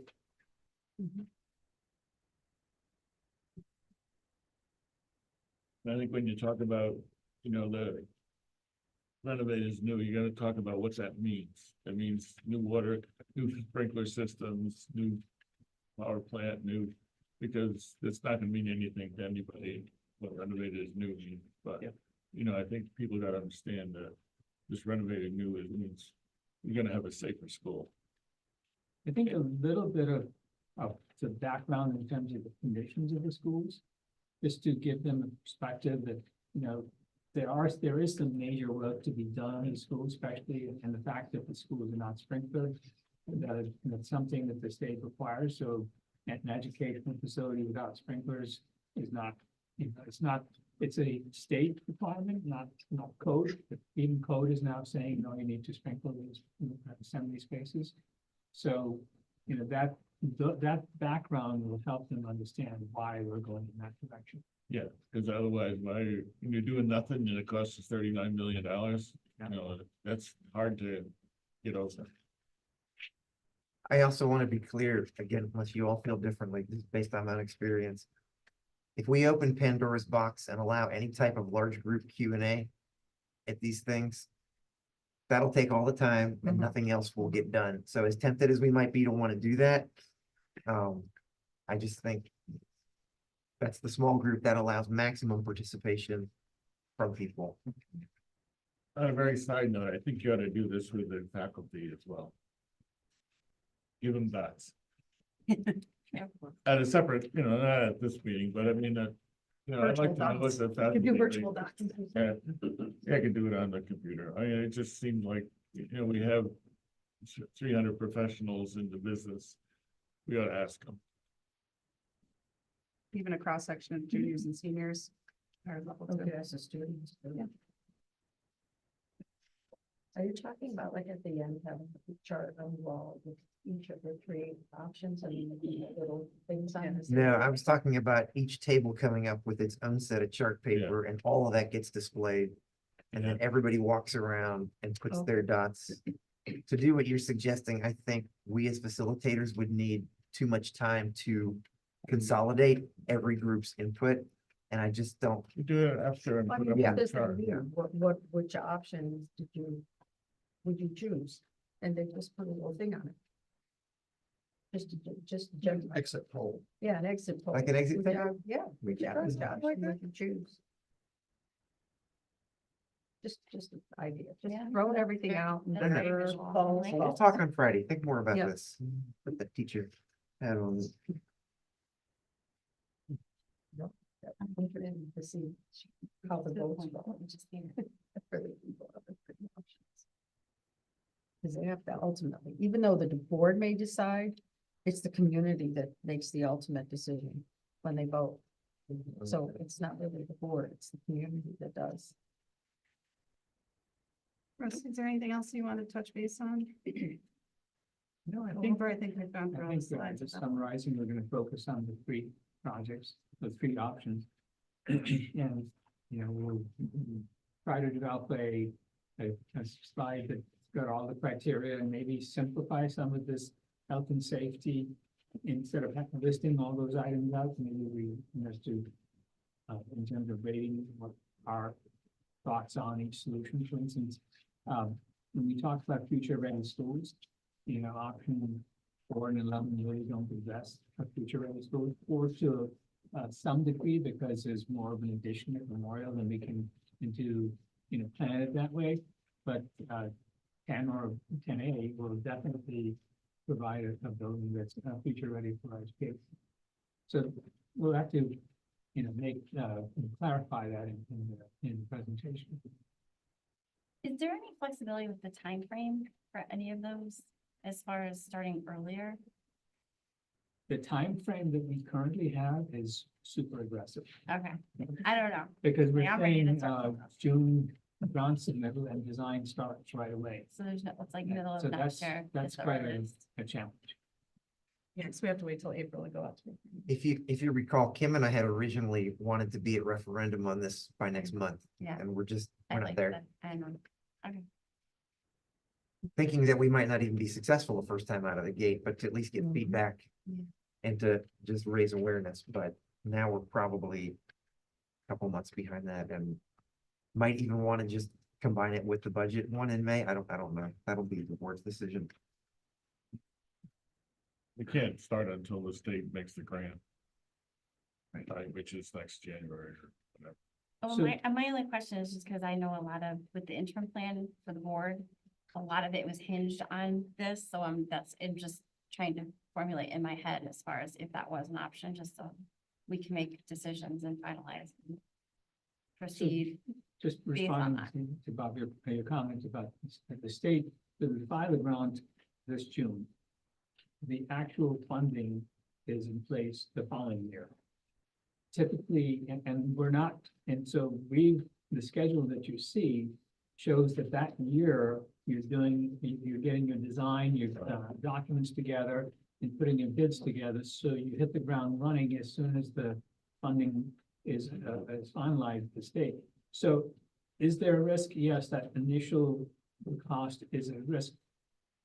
Once you've been accepted by the state, unless you've done something terrible something that's completely unorthodox or that is considered illegal, you're gonna get funded.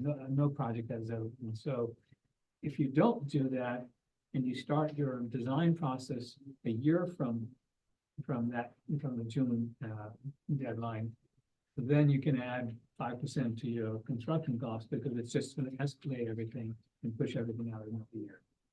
So those are the pros and cons that everybody weighs, and then usually that 5% cost to do that is much more significant than the value of starting on. Yeah, I just think the construction would have to wait. Right, construction is, you don't want to start that. Although there are some communities that I have worked with that have started construction, Yeah. because you get the commitment, it's not a commitment letter, but it's you're on the list sometime in November, December. And so once you're on that list, you're pretty much assured. So Rusty, if we apply in June, we'd likely know whether we're on the priority list by November. If you're in fine June, I'm sorry, If we file the application in June, we'll get a decision whether we're on the priority list by November. November, December, that time frame. Because what they'll do is they'll contact the superintendent, they'll have some discussions just to make sure everything is complete on your application, and then you will be put on the list. So what's the schedule for design proceeding? So in this schedule, we're showing design starting in June. Right after well, actually July, because of June 30th is the deadline. So you start the design at that time. So between then and November, can we get an indication from state officials whether there's an expectation that we may not be on the priority list? Only if there's a major financial crisis. I mean, but even when times are really tough, everybody that applied was approved. Okay, so there's very little risk. Yeah. Like you said, unless something egregiously goes wrong. And that risk is going to be only on the design and upfront work that you're doing. So Initial that's a very software. small portion of what you. That's due to be. Yeah. And Static Rusty, just to design. remind, Kim isn't here, the application has to be submitted by June. 30th. We still have up till November to get a successful referendum. That's correct. So I think that's the bigger hurdle, obviously, than the state. It's getting our locality to fund us.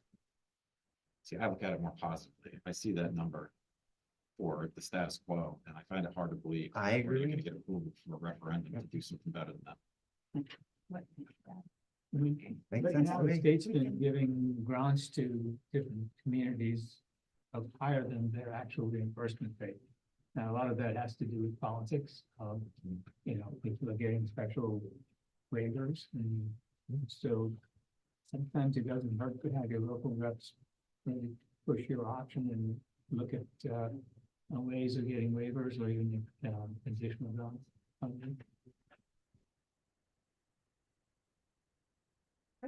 Right. I think Rusty has what he needs, and if anyone has any ideas between now and next week or even Friday, shoot me or Lucy an email.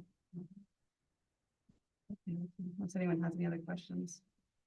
Just a side note that we probably for options 4 and we probably need to reach that amendment in order to close the schools. So we have to figure that process in with the process. And we may have to figure that in before we have an application. Right. Because the state already knows that we have been through this. So that's probably as tricky as anything. So, Good point. With that, move on to floor public comment. Do we have any in-person public comment? Do we have any public comment online? If you do, you can raise your hand.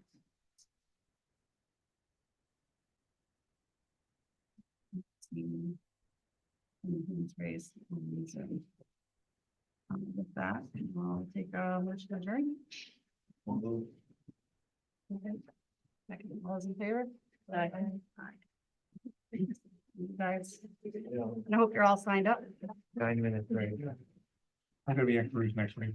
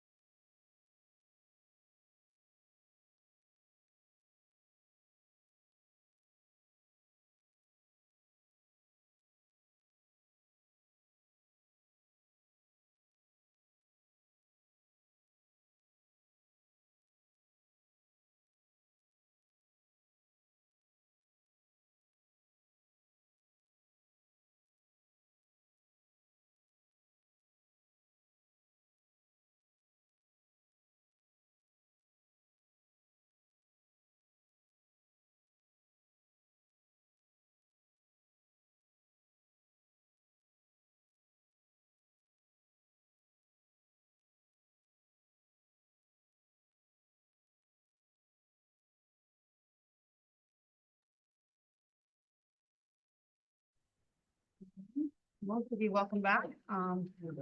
One's just joining us. Welcome. We'll call the Regional School District 13 Board of Education meeting to order January 10th, 2024 at 6:30 p.m. I'm sorry, 6:37 p.m. We'll start in one pledge of allegiance. Pledge allegiance to the United States of America and to the republic for which it stands, one nation, under God, indivisible, with liberty and justice for all.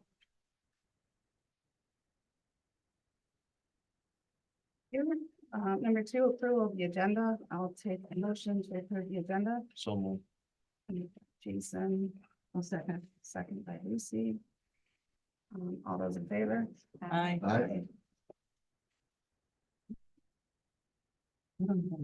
No, we don't have the roll call. Number 3, presentation. MTA, the College Bridge Experience. I'll hand it over to Sam and some of her guests. Yes. Thank you very much. So for those of you who don't know me, any new faces in the crowd, I'm Samantha Winkler. I'm the program coordinator at the Middlesex Transition Academy, which is 18 to 22-year-olds with special needs. And we have done a ton of work for the College Bridge Experience. So I've got Samantha and Catherine here to talk about their experience in the community, both at Middlesex Community College and also what we do at Wesleyan. Sam? Howdy. Now, the Middlesex Transition Academy is, it's basically a tiny little building in Court Street, Middletown. But what it's really for is it takes you to various jobs, including Price Chopper, CVS, Bob's Stores, and even the Memorial School. Which so far has been my favorite MTA job site because I absolutely adore the Memorial School. I went to middle school there, and while it wasn't exactly quiet and delicate, I enjoyed myself there. The MTA also allows you to take a course or two at the Middlesex Community College, and it helps you get a sense of what college is like. And I did that, and I absolutely adore the Middlesex Community College. I love it. And everyone around me was surprised when I told them that I loved it. It's really great. I've made so many friends there, some of which are from other countries. In fact, my favorites are the ones who came from other countries. Like, there was a really nice British woman in my statistics class, and she and I basically became a team with this other girl who really seemed to like me because she said I knew what I was doing when I first met her. And there was also a guy from Africa in the same class, and he was so nice to me. He shook my hand whenever he saw me, and I remember when I went to Maryland for a while, he said he was gonna miss me, and I made a lot of nice friends in my music class, and in fact one of my neighbors goes to the Middlesex Community College, and he was in my communications class. It was really interesting, and so I love Middlesex. It's really great, and the MTA also has some fun stuff to do, like it takes the class on outings to places near the building or even away from it. Like we went to Target one time to buy some Christmas presents for our parents and friends and such. But we mainly go to places like Park on Main or Brew Bakers. My outing group particularly does Brew Bakers when we can't get enough students for another one. And we also go to the gym sometimes just to get a good experience. But for me, the best part of the fun MTA stuff is West Buds. It's where we go to either the Wesleyan campus, or first time I went there, we went to the backyard of a Wesleyan student. It was really awesome. And at one point, during that West Buds event, I was allowed to stand at the top of a hill and sing Miley Cyrus's Party in the USA to the whole group. Everyone was dancing along, they were singing with me, and everyone was applauding at the end, and everyone enjoyed everything I was interested in. It was magic to me. And once a month, it could be one student, it could be two students, it could even be a group of students. They would go and have lunch with the Wesleyan students, something called the U-Stand lunches. It's fantastic. I've had 2 of those, mostly because I was held up for November and December by Thanksgiving, and a driving lesson for at least one of them. That's the one thing I wish they did at the MTA, driving classes. The only people they train to get their license is the coaches, which is a little ironic to me.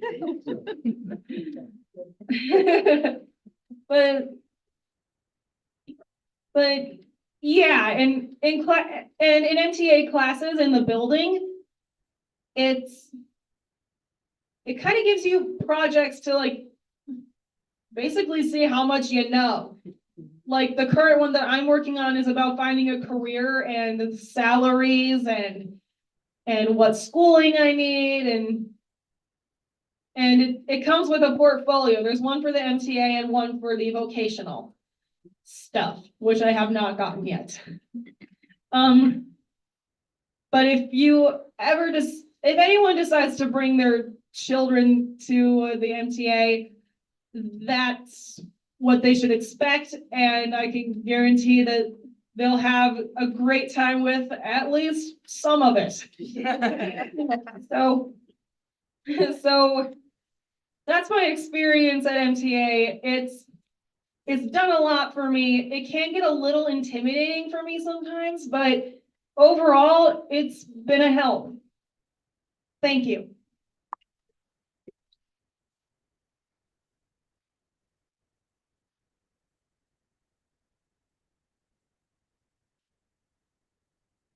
When I started at MTA, I also started taking courses at Middlesex. Now, first, MTA helped me with the admissions process and with organizing my time, but now I'm fully independent there. There's also a bunch of social opportunities at Middlesex, such as there's parties for different holidays like Thanksgiving celebration. There's a seasonal dance that's absolutely a blast to go to. Everyone gets dressed up, it's amazing. And there are also a bunch of interesting clubs to join, such as the photography club, the business club, and the chess club. And I'm planning on joining a club myself this semester. And on top of the social opportunities that these clubs provide, there's also a bunch of leadership opportunities. For example, I was part of Student Senate for a while. And now just today I got a job there. I'll be working in the financial aid services. Thank you. Okay. And I've also maintained a perfect GPA and joined my college's honor society, Phi Theta Kappa. Oh. I started out taking 1 course there. Now I take 2 courses there, part-time job, and on top of my MTA schedule. So I graduate this June, and next fall, I will be starting a full-time course load at Middlesex Community College. That is all.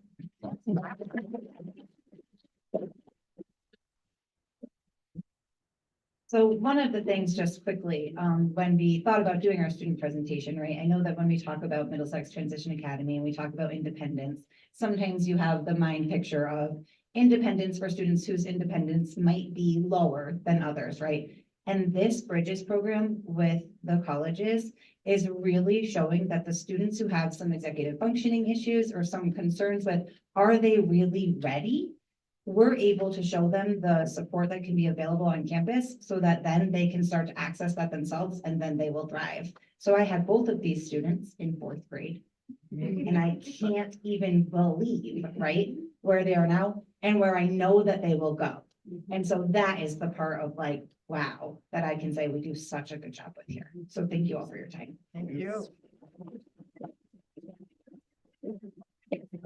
I think too, what's so exciting to see, and Sam, I know over the course of school, you see so many people and you interact with so many people, but in, was it 2021, when we went to MTA, I remember meeting you, and to see your confidence, just like off the charts. Like, it is hard for any one of us to talk, but for both of you to be able to get up there and have that confidence, it's amazing. So I'm really proud of it, and I know we all are, so thank you.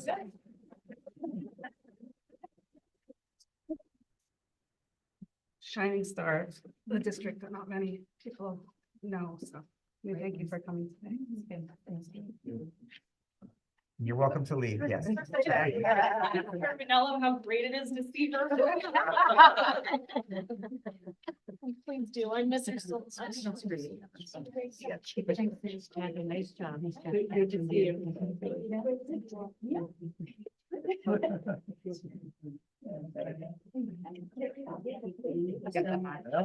see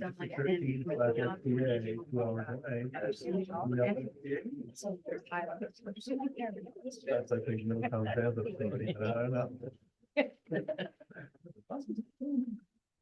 They changed the name though. Yeah. Right, it's not, Samsung's already in one. Okay, on to number 4, public comment. At the beginning of the meeting, public comment to refer to items on the agenda. Do we have any in-person public comment?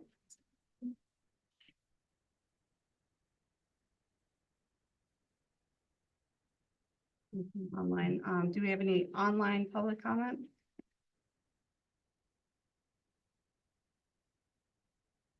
Don't see any online public comment there. If someone's listening that's trying to, we'll also have public comment at the end of the meeting.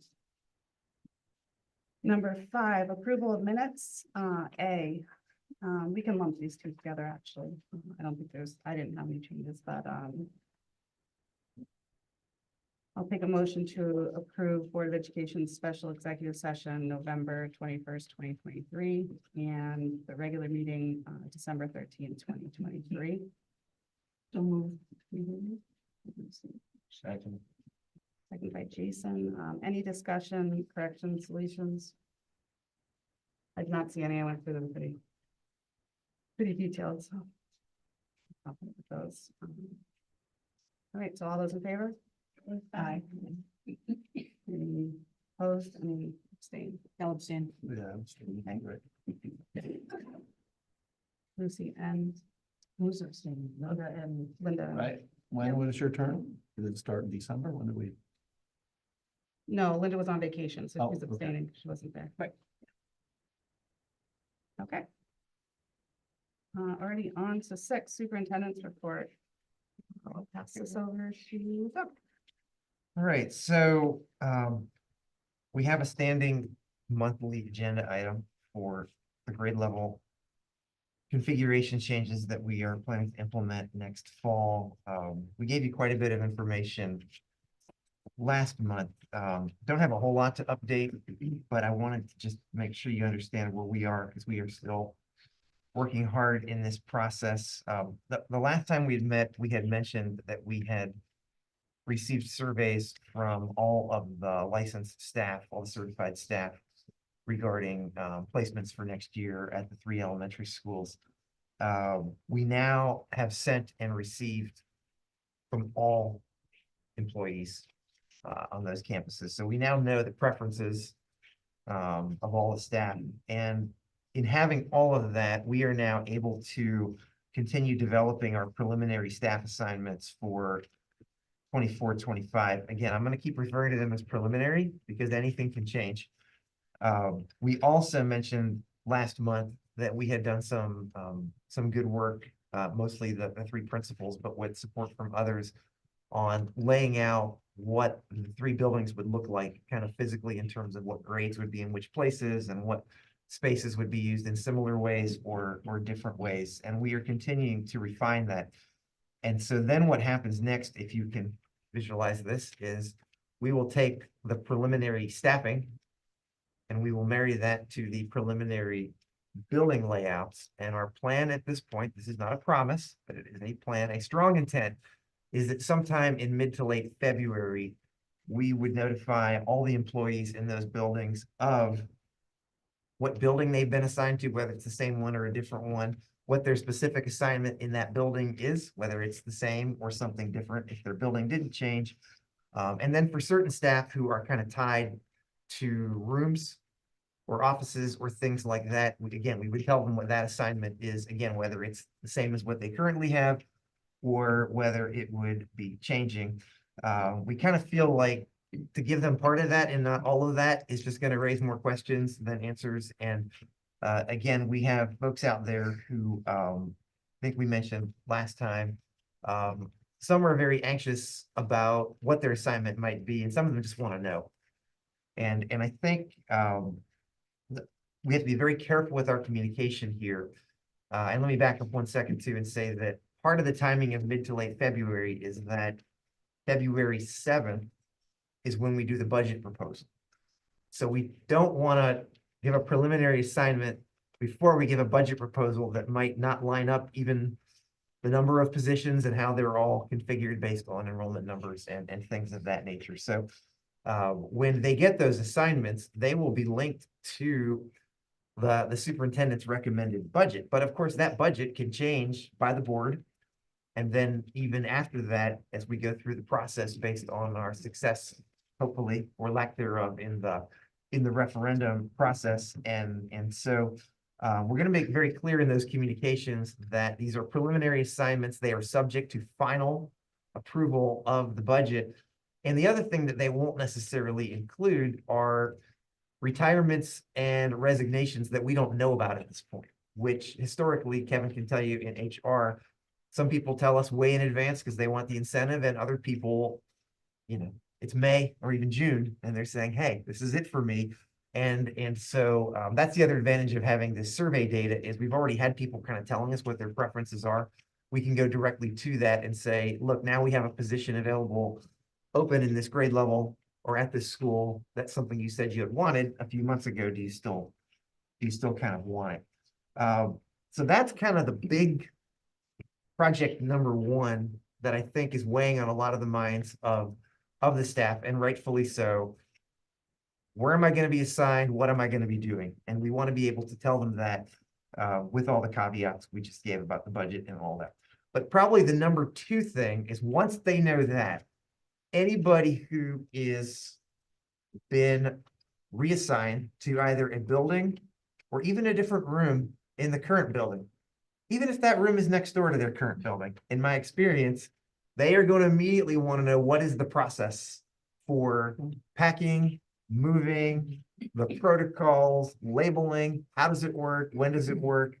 We're going to talk a little bit under new business under the proposed calendar of why we've structured the start of the school year to be slightly later to accommodate some of that. But in terms of this, we need to get this information out kind of quickly to folks. Again, not that they're going to start packing up immediately, but so that they can be settled in this. And we do have a group of employees, and some of you may know them better than I do because I still haven't been here that long, who have actually moved a few times recently. And they have a lot to say. And then we have, former principals from schools that have closed, one who's in attendance here tonight, and they remember some of the things that maybe we did well in previous moves and things that we could have done better. And the goal here is to have it done well and efficiently, but also to lower the anxiety level of the staff that are going to have to do this. So Kim and her team will play a large role in this kind of second endeavor, the logistical side of it with the timelines, to the extent that we'll be using our own staff, custodians and folks like that, but also bringing in some outside folks to help facilitate this and make the staff be able to really focus on what we want them to focus on right now, which is teaching and learning. and not being worried about where my binder is gonna be over the summer and things of that nature. So that's kind of the big picture, and I'm looking around to the room. Did I miss anything, guys? No, sounds good, Doug. That's what we talked about, right? Yes, and I think we want to be proactive and we want to be methodical and we want to provide this information to teachers and non-certified staff as soon as we possibly can. And Kevin gets a lot of questions, more than I do probably, and the principals probably get even more. As a reminder, based on a meeting I had with the teacher union, I guess that was in December, they've asked that whenever I brief you guys at these monthly board meetings, that I throw into an email. So tomorrow or the next day, they'll receive an email that has everything that I just shared with you all, because they may not all be watching. So any questions from anyone? I mean, from a teacher who was in a similar situation, just, okay, here's your new room, you know, and I had 2 days, I griped about that before, but can we give some sort of forecast as far as how long you might have this room? I know things change all the time, but we are looking at our charts and potential things that might change. We can at least say you're gonna be in this room for 2 years. I just want to make sure the kids have a welcoming environment. And the classroom environment, and it's not that you have to decorate to the hilt, but it takes time and effort to make an environment that the students feel comfortable in, and certainly the teacher can do their job well. And it is a huge chore, you know, so you're given enough time to do that, but also the incentive to make it a welcoming environment might not be there if they think they're gonna be out of here in 6 months and maybe be in another classroom. That's always a tough thing, I think. If there's any way to forecast, okay, you'll be here maybe for 2 years. We don't know, you know, but there's just as much as we can encourage. I think we could try.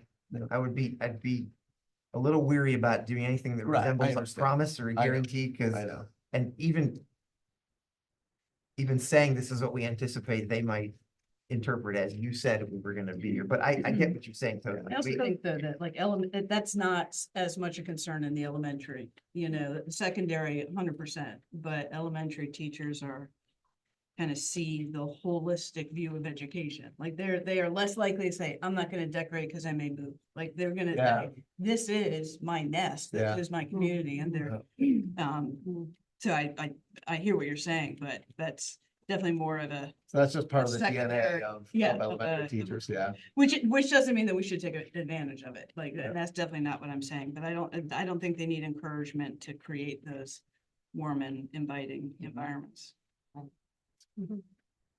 I agree too. Just looking at surveying staff and certified staff, does that just mean your classroom teachers? Are you talking about, SPED and Everybody. psych as well? Everybody. Because I Right, think Kevin? that's good. I'd like Everybody's to see been what surveyed, what and the it's- board.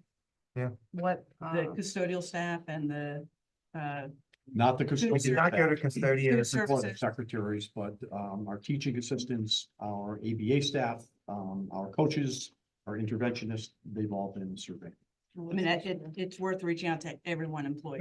We could go to that group as well. We didn't, but we can. Well, I think it's just a valuable group to really talk to when you talk about SPED and psych, and as Ben knows, and how often they move and transitions that they make even yearly between buildings. They might have a lot of really good. We did those. We You did did that those. one? Okay. Yeah. So what did the survey say? The results. Yeah, so, basically, if they prefer to stay in their building, or if they would choose to. No, I haven't seen the results. Oh, I'm sorry. The by and vast majority, Bob, chose to stay in their respective buildings. A percentage of those individuals, chose to follow the people that they worked with. So in a lot of ways, it kind of paralleled the teacher survey, which was, a fairly universal theme with that, so. We had based a lot of this on having the same teacher, same grades together. Are they supportive of that concept? Did that come out in that survey? I believe they were fairly supportive of that, yes. But we didn't ask them that We didn't question ask them that directly. question. We kind of said, this is happening and kind of what's your preference, but there was an open-ended question about, is there anything else you'd like us to know? And we got I think some good input about some people's individual situations as it pertained to like start times and childcare and, questions around,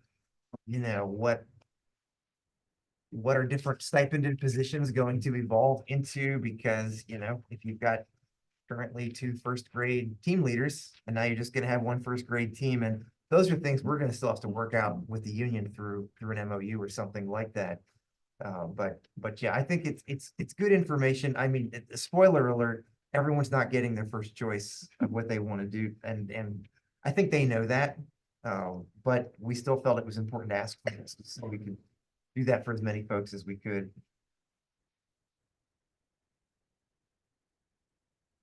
I just think that everything speaks, right?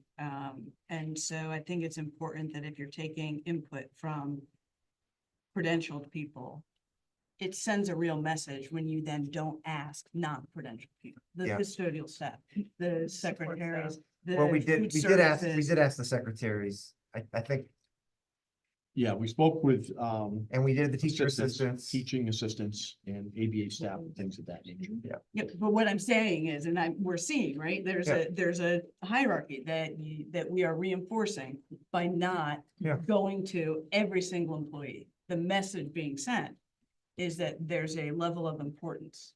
And if we want to own that, that's cool, but if it's not, then we need to reach out to anyone whose paycheck, your signature is on their paycheck, they should have input. It wouldn't even hurt to have our current, like, long-term substitutes and substitutes past and present, just to get information as well. But I agree. Yeah, I mean, certainly that's something we could do. We can reach out to custodians, Linda. It's an option. And does any of that affect some of your assignments and things like that? Have you been able to analyze, well, if this group moves over there, it's gonna cause this problem or not? In terms of, Space, teachers, faculty leaving, I don't know, whatever. well, nobody. What we haven't uncovered at this point, because no one has said this, is if someone doesn't get their choice, are they gonna leave the district? Are they gonna choose to leave employment? I mean, that's anyone's option at any time, Yeah, right. really. And we hope that doesn't happen. We don't get that sense. Good. Folks aren't telling us that, but that may be a longer term thing. If somebody's been very comfortable in a particular room in a particular school and they're now moving somewhere else, that's an adjustment for them. And part of that would be their attitude going into that, but also do others come around them and welcome them. And I think that's why, to Kevin's point, we did see a theme among grade level teachers pretty strongly. I wouldn't say it was 100%, but about like, if I have to move, I want to move with the people I'm currently teaching with on the same grade level, that type of thing. And I think that's understandable. Well, some people are not gonna wanna leave Tom, so maybe he has to go with them. As an option. I just asked them if they asked, I just they asked Ben if they got a survey. I just asked the two of them and I'm like, did you have a survey? All right. Anything else on that topic? Okay, moving on to the strategic plan. We've linked 2 documents into the agenda. One you've seen before. It's the one that Stephanie puts together. It's the newsletter that just has the little snippets of things that are going on with each of the action teams. But we had some conversations in the late part of the summer, early fall also about these little short-term things are great, but what are kind of our longer range things? And shouldn't we be seeing a little bit more of that and a little bit more detail about where we're going? And the truth of it is we're already into some pretty long range things. And I think the suggestion that was made, it might have been you, Linda, it might have been somebody else, I can't remember. I think was a good one. And then I think I mentioned last board meeting, Lindsay and I attended a training with CABE. And, they talked about strategic plans and they talked about, annual goals, and they talked about policies and a whole lot of different things that boards do and that staffs implement and all of that. But the kind of core message was, if there are a handful of strategic initiatives, and that's where I stole this language from, wasn't my language, that everyone can kind of agree upon, that is a really important thing for an organization to move forward, because most things that you do of value are things that take multiple years sometimes to plan, let alone to implement. And so we're doing a lot of that now. And so what you have in front of you is not meant to be an all-inclusive list. It doesn't pull everything from every action plan or even things that aren't in the action plans at this point formally, but it tries to capture the ones that we think might be top of mind for a lot of you. And that we want to make sure that you actually kind of are trekking with us on going forward. And again, none of this commits or asking for a vote or anything. It's just a draft. So I'm just going to go over each one kind of briefly and then put out there that we would be more than happy to come back and unpack in greater detail any of these, so that you could have more questions answered, or if you want like sheets and sheets of paper to back up some of these and get into more of the detailed nuances of what we are envisioning, we'd be happy to do that too. Now, that could happen in this setting. It could happen at a work session.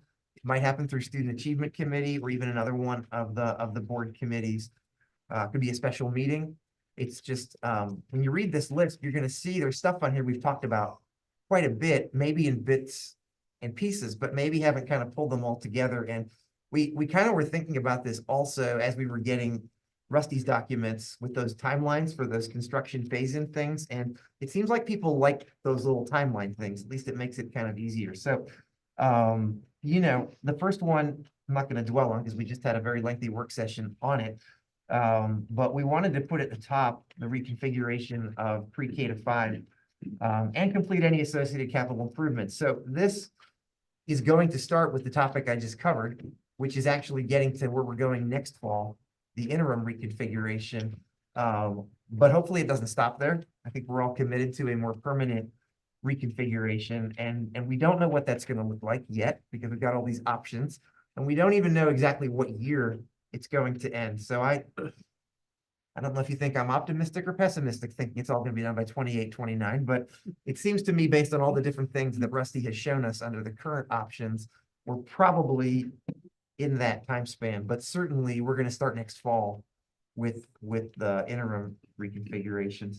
The next kind of family would be the pathways. And again, I think there were 4 board members at the last student achievement meeting when Deb and Katie from the high school and Liza and some of the staff from the high school really did a deeper dive into the design work and some of the implementation that we are envisioning around high school pathways. And again, that's probably something you want more information about. And again, I will defer to Lindsay and the group as to whether that's a deeper dive at another student achievement, which has already kind of been requested. If you want more information at one of these meetings, if that's a standalone report or a work session where you can ask more questions and try to understand. But on the very surface, what is being designed and planned right now, are 3 separate pathways. One that is called Health and Human Services. The other 2 are in quotes, business and engineering. Those are not final names because they are still in development. And the reason they span 4 years is not that we can't do any of this now or that we're not doing any of this now. We actually are doing a good bit of this work in the high school now. But think of the 4-year span as, if this plan gets implemented the way we hope, that an upcoming 9th grader, to fully realize the full benefit of one of these 3 pathways, this would kind of be the way that it would be structured. And the reason why they're staggered is there's quite a bit of design work that has to go into this. There's been quite a bit that's already happened at this point. I think we mentioned in student achievement that we were very fortunate to get a state grant that's helping us with a lot of this design work. But I guess I want to point out that kids next year will still have the opportunity, for example, to benefit, even if they're a senior, from the Health and Human Services pathway or the business or the engineering. They just won't encounter it in the same robust way as somebody who might be coming up through middle school at this point and would have that pathway more established. And again, didn't want to get too deep into this because otherwise we'll be here all night just with one document. But wanted to give you an example of why we've kind of clustered those with the colors. The next one in yellow, most of that probably is familiar to you. Expeditionary learning, or EL as we call it, is the K-5 literacy program that we adopted. Steve, you weren't around for all that, but this board spent a lot of time and the staff spent a lot of time researching programs. Some of it is tied to a new state mandate and some of it is just tied to what we feel like we need to do for our children. And one of the things that we want to make sure, and this is why it's got that 3-year kind of bubble, is that we are implementing this program in phases. As hard as it is for our teachers right now, they're kind of just scratching the surface because of how deep and robust the program is. So we don't want anyone to think that, okay, they implemented it this year, now they're pros at it and they ought to be able to do everything in that program to an expert level by next year. I'm not saying they're going to be perfect by 26, 27, but 3 years is what the program guidelines tell us is generally what teachers need to get comfortable with the program material and so that the full benefit of that program is realized. And this segues to the bubbles below for 6th, 7th, and 8th grade. Some of the feedback that I've gotten and that others have gotten in talking to some of our teachers, especially those in the upper grade levels, 4th and 5th, is that it's been a lot of work to implement the program, that the program is more rigorous and challenging than what we had before, and that it's better. It's better for the learners, it's better for learning.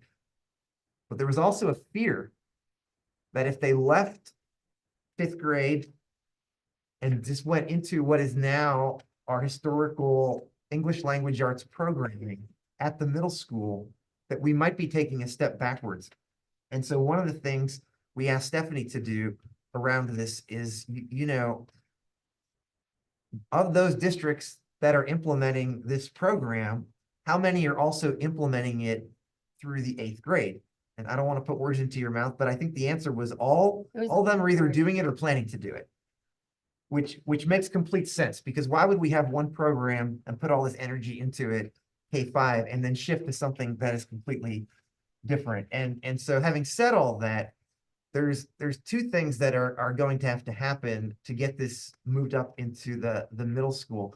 One is obviously the training, professional learning component for the teachers, but the other is a complete rethinking and redesigning of the master schedule at the middle school, because currently there is not adequate time for English language arts in the middle school schedule to adequately implement this program. But I kind of said some of this at student achievement for those that were there. I think what this also points out is, regardless of the program we're using, I think our middle school schedule is a little bit out of sync with where it should be in terms of the amount of time that learners are getting for English language arts. And I would also add mathematics into that. And so a lot of times at student achievement, we've been talking about, you know, test scores and programming and things like that. And one of the things that I've tried to say is, you don't have to agree with me, is that maybe the programming that we have in the curriculum and the resources are only one kind of element here. Maybe we haven't been deliberate enough in recognizing that English language arts and mathematics are foundational components of just about every other academic discipline. I say that as a science teacher. I never had a time that I can recall as a science teacher, high school or middle school, saying, boy, these kids are struggling because their science teacher just didn't teach them enough about Newton's laws or about how to take measurements in the lab or any of those things. The kids that struggled for me as a teacher were those that couldn't read the textbook, couldn't write properly, couldn't do the basic mathematics that was required to balance equations or solve, you know, things in physics and things along that nature. And as I shared these kind of ideas in small groups with our teachers, this was kind of reflected back to me. So there is buy-in for this kind of conceptually. That doesn't mean it's going to be easy to pull off, but Cheryl and her team at the middle school are already talking about how to do this next year for 6th grade. And we think to switch the whole middle school to this program next year would probably work against us, because that would be a lot more teachers to train and to try to shift the master schedule overnight for 3 grade levels, because we still want to support all of our elective programming and our history and our science and everything else that we do there. So our plan is to phase it in this regard. But I think, hold on, just to interrupt you one second, just before we get too far. When we're looking at sixth, seventh, and eighth, and I know we talked about it, student achievement, what, and we can always send it to student achievement if you don't want to get into it, but what data do we have now that what's working in K through 5 warrants it going to the middle school? Because if this wasn't the case, we would have just done K through 8 last year and had them all start at the same time, but we started with certain grade levels. Did we ever consider doing this K-8 last year? We had talked about it and talked about looking at our current 6 through 8 literacy or English curriculum to see how it matches up with EL and whether or not it made sense to make modifications or adjustments to the current curriculum or to add this into the middle school. So that, and the discussions were had, it was actually the teachers at Strong who had approached me originally and said, can we look at this program? Because we're interested in seeing if it's something we can bring here. So that's where our conversations kind of really took off. Yeah, and I'm glad you mentioned that. Again, this came, I mentioned the 4th and 5th grade teachers. It also came from 6th, 7th, and 8th grade teachers who are recognizing that we're not where we need to be. And so, does it need to be this program? It doesn't need to be this program. But I think knowing that we've invested in this program pre-K to 5, I think it would be easier for the learners transitioning to stick with the same program and even for the district to support. And I think also to part of your question, Lindsay, I don't think this was the reason, but it's been part of our thought in this phase-in is that supporting teachers, even all of them K-5 has been a challenge, both for the district and even for the professional learning that we bring in. The thought would be to try to bring 3 grade levels more in one fell swoop next year would probably be too much, and this phase-in would allow us to support that in a more measured way. And for like the current 5th graders, they would get to have this program in 6th grade, and then in 7th, and then in 8th. But we haven't made this decision yet. Again, this is why we're bringing these things to you. And I understand what you're saying. It just goes back to, I want to see some progress out of the current grades that currently have it, that are close enough to the middle school to say that what's working there is improving scores or adjustment to certain parts of the curriculum. Before we have something it's not just moving up, we have to buy this program for the 6th, 7th, and 8th grade. So Oh, right, this is a huge without budget question. impact too. Without question. And I want to know that the money that we'd be putting towards that is going to work for 6th through 8th. But we can send that to student achievement. Yeah, we can. I mean, I think to be fair, whenever you implement a new program, you don't get anything resembling maybe the kind of results you're seeking in the first year that would say this would mean we would want to implement another grade or not. I think it's more, what is our confidence in the program itself? Well, I mean, it doesn't That- have to yeah. just be the scores, like Yeah. what are the teachers saying in K through 5, like everybody, good, bad, and the other. Right, right. Not just this is wonderful. And we want to hear those things, but we also want to hear, well, this isn't what, this isn't working. Do you have a consensus from all K through 5 that this is good? Yeah, well, at least 4 and 5, that this is good for those 2 grade levels to go up to 6th. That's the sense of it that I've gotten, and they're pretty unabashed in these meetings that I've had with them. What they've said is that it's a lot of work, but that the Well, I program think itself because is. they're going home yeah. at night and then they're basically having to fill in content and lesson plans. And it's part of the frustration. I just feel for them at this point. It's been a huge undertaking Yeah. and we just need to be mindful if we're going to implement other grade levels. It's exactly what we should be doing. That's Right. because I understand what you said, like there's a little bit of pushback at me that, we know the answers to this, but it's hard for all of us to sit here that aren't day to day in the classrooms and talking to teachers to know that what we're going to be putting into the budget for whatever grade levels, I think 6 looks like 6 for the next year. What that impact is and that we're doing the right. Okay. Well, I think those are good questions and we need to give you those answers. Yeah. Oh, do you want to say something, Noel?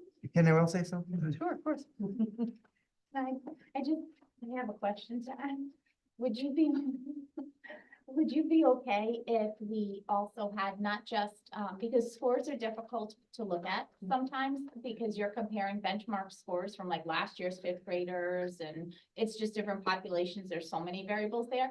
But would you be okay to also see like student work samples? So for example, if we took a couple of students, varying abilities, varying grade levels, and then kind of looked at their work from, fall to winter to whenever you would like us to share this information with you, to kind of see that progress too, because so much, what I can say from being in classrooms is so much of the growth that I'm seeing is embedded in the discussions that they're able to have about text that wasn't there before, and their insight and their use of vocabulary, which isn't always measured by a benchmark assessment, but if you look at their work samples and many of the children are just so proud of how far their own work has come. So if we were able to get a few different work samples for you across different time periods to see the growth, I don't know if you'd be okay for that. Yeah, of course. I think the more we see, the better, and from different realms is what's important. And I think the teachers,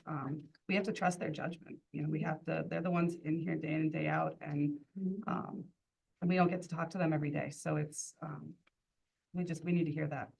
We need to be confident in that. But I like that idea. I think it's great. All right, so going down the list, we've also talked a lot about competencies, and I know that's a concept that's still kind of nebulous for a lot of folks. And one of the things we've said in our competency discussions, and some of you are on that action team, I think it's actually meeting tomorrow, that makes it kind of difficult, is that until we can actually define these competencies and have people kind of visualize what they are and know that they're valid, it's very difficult to get people on board with even thinking about the teaching and learning environment being fundamentally different, maybe being more student-centered or learner-centered in that. And so one of the things that and this kind of dovetails back to what I was just saying about ELA and math, is that when we look at other districts that are going competency-based, it is very difficult to envision us developing content competencies for every content area, especially once you get up to high school and get into the elective areas, unless that elective area has competencies already developed for it by like a career in tech field or some outside organizations.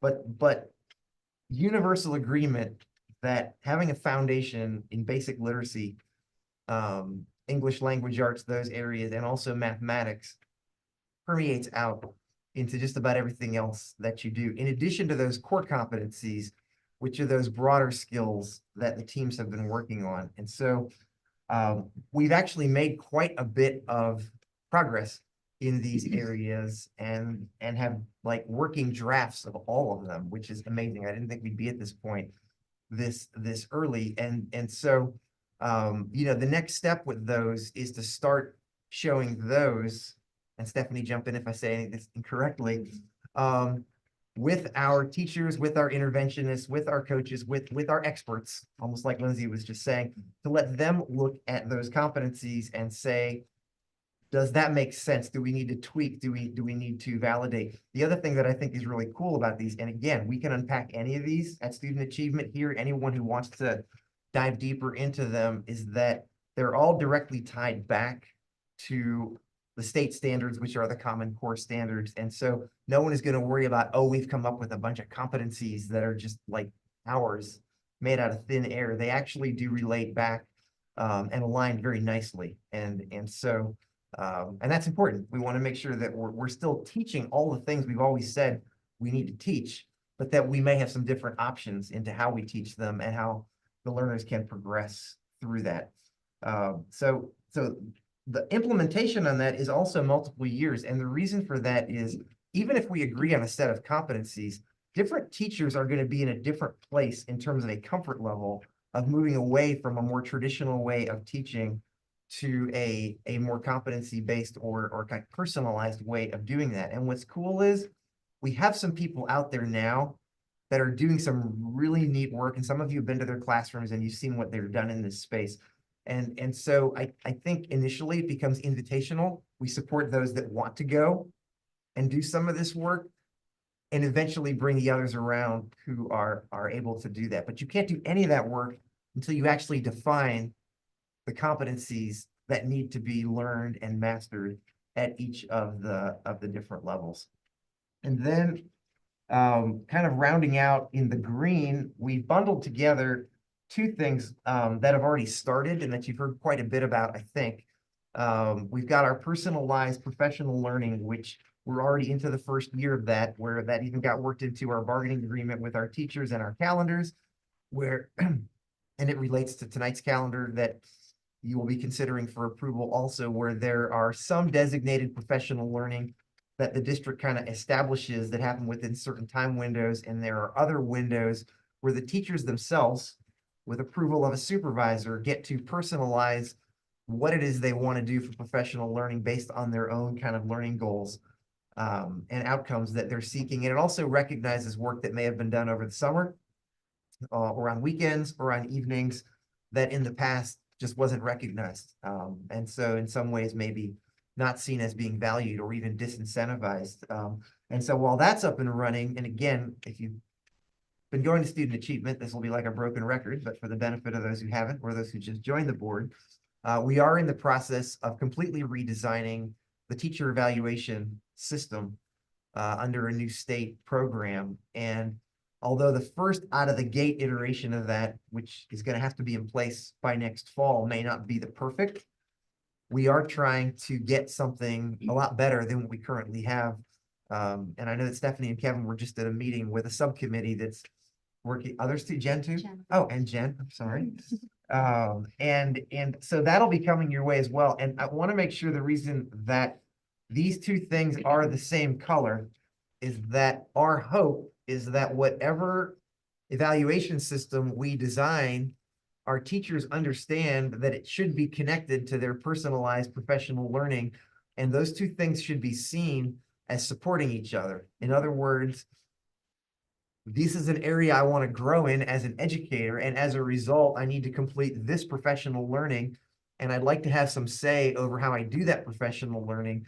And that's a discussion instead of the district or the supervisor just saying in a directive way, everyone's going to show up on this day and get this training from this person, regardless of kind of what you know or don't know in that area. So again, these are multiple year things. I mean, we've already started on the professional learning side, and we're about to launch on the evaluation side. But I guess I just want to make the point that none of these things will be perfect their first year out of the gate. But we do need to start them, and we do need to plan for them as best we can. And then we need to pay careful attention as to how well they're working, and also work within any existing kind of state guidelines, board policies, things along that line. The 3-year time period or 4-year time period is to reassess. The 4-year time period is just a guess at this point. I mean, it's gonna be in place in the fall. It's going to be in place in the fall. I think what has happened, and again, I haven't been in every meeting, but what happens is, like any group, it's kind of like our design for the reconfiguration. We all have the ideal and what we want, but at some point you have to get practical and just actually make a plan. And so I think the one consensus point that has come out of every meeting that I've been part of is that nobody feels like the current system is beneficial to anybody that's involved in it. Not the supervisor, not the teacher. It just seems like a box checking waste of time. And it's a compliance exercise. There will still be a compliance element to this because there are still state regulations around it, and we have to evaluate people. So I guess my point is the first year version of it will hopefully be more meaningful to the teachers than what they've previously had. But we don't have a lot of time to pull this together. I don't know, you've been working on this too and I was gonna advising say- folks. And so there's a time crunch here. We have to actually submit a plan by what, by May? Well, we have to have it approved by you, and then we have to implement it by 24-25. So we need time to push it out to our staff to make sure that they are trained on it and understand it. One of the reasons why it is so long is because the state guidelines give you these must-dos and should-dos. And so we right now are really talking about those must-dos and making sure that we're covering all of those. And there's a lot of really great opportunities to be more flexible, things that we can bring in, but it's not realistic to try to bring all of that in right now. So the goal for this year is to plan the evaluation and to make sure that we are meeting those guidelines that we have to meet. And then the goal for next year is to really continue our conversations and start thinking about some of those other things that we can bring in and when we can bring those in and how we can make some modifications and adjustments to the plan. Does the union have to approve? They're on, I assume they're on the. They're part, the PDAC is administrators and teachers and other support staff. So it's all of us collectively having conversations and making those decisions together. We have to amend the union contract. Yeah, for this with the evaluation. specific, union representatives. I know we have a representative, but we have to amend the contract. I don't believe so. No, It just talks about evaluation. It doesn't talk about the specifics of it. Yeah, and I want to give kudos, not just to Stephanie and others who are leading this on like the administrative side, but also on the teacher's side of it. And this is I'm not trying to be negative here at all, but when I talk to my colleague superintendents about what we're talking about, it is viewed as a very kind of adversarial burden to come up with this. And that is not what I have experienced in these meetings. I'm not saying it's kumbaya and everyone's linking arms, but it is a collaborative process. And I think what's going to come out the back end is I think our teachers are going to feel ownership in this process, which is, I think, why the state is giving us this flexibility. And also we'll find some more meaning in their evaluation than they're currently finding. And I think we're not going to get there overnight is what I'm trying to say. And a lot of districts are doing this. The state was supposed to have a model available in November. I can give you a sneak peek, but it's still, nobody can agree on it at the state level.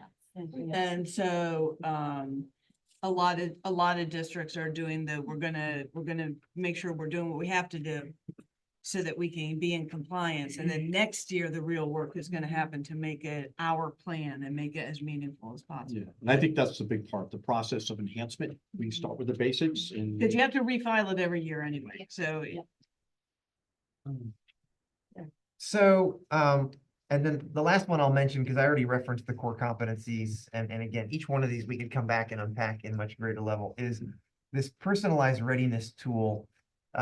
And again, I'm not an expert in these tools, but suffice it to say, this is partly a mandate in the sense that we have tools that assist our learners with planning for their future in the way of career readiness and career interest and capturing portfolios and their readiness to basically go into life. And as we're designing every other part of this plan and working with our administrative team, we're finding that what we currently have is somewhere between lacking to almost non-existent. I mean, yes, we're checking the boxes almost like the evaluation system, but there doesn't seem to be a lot of value in it from any of our stakeholders.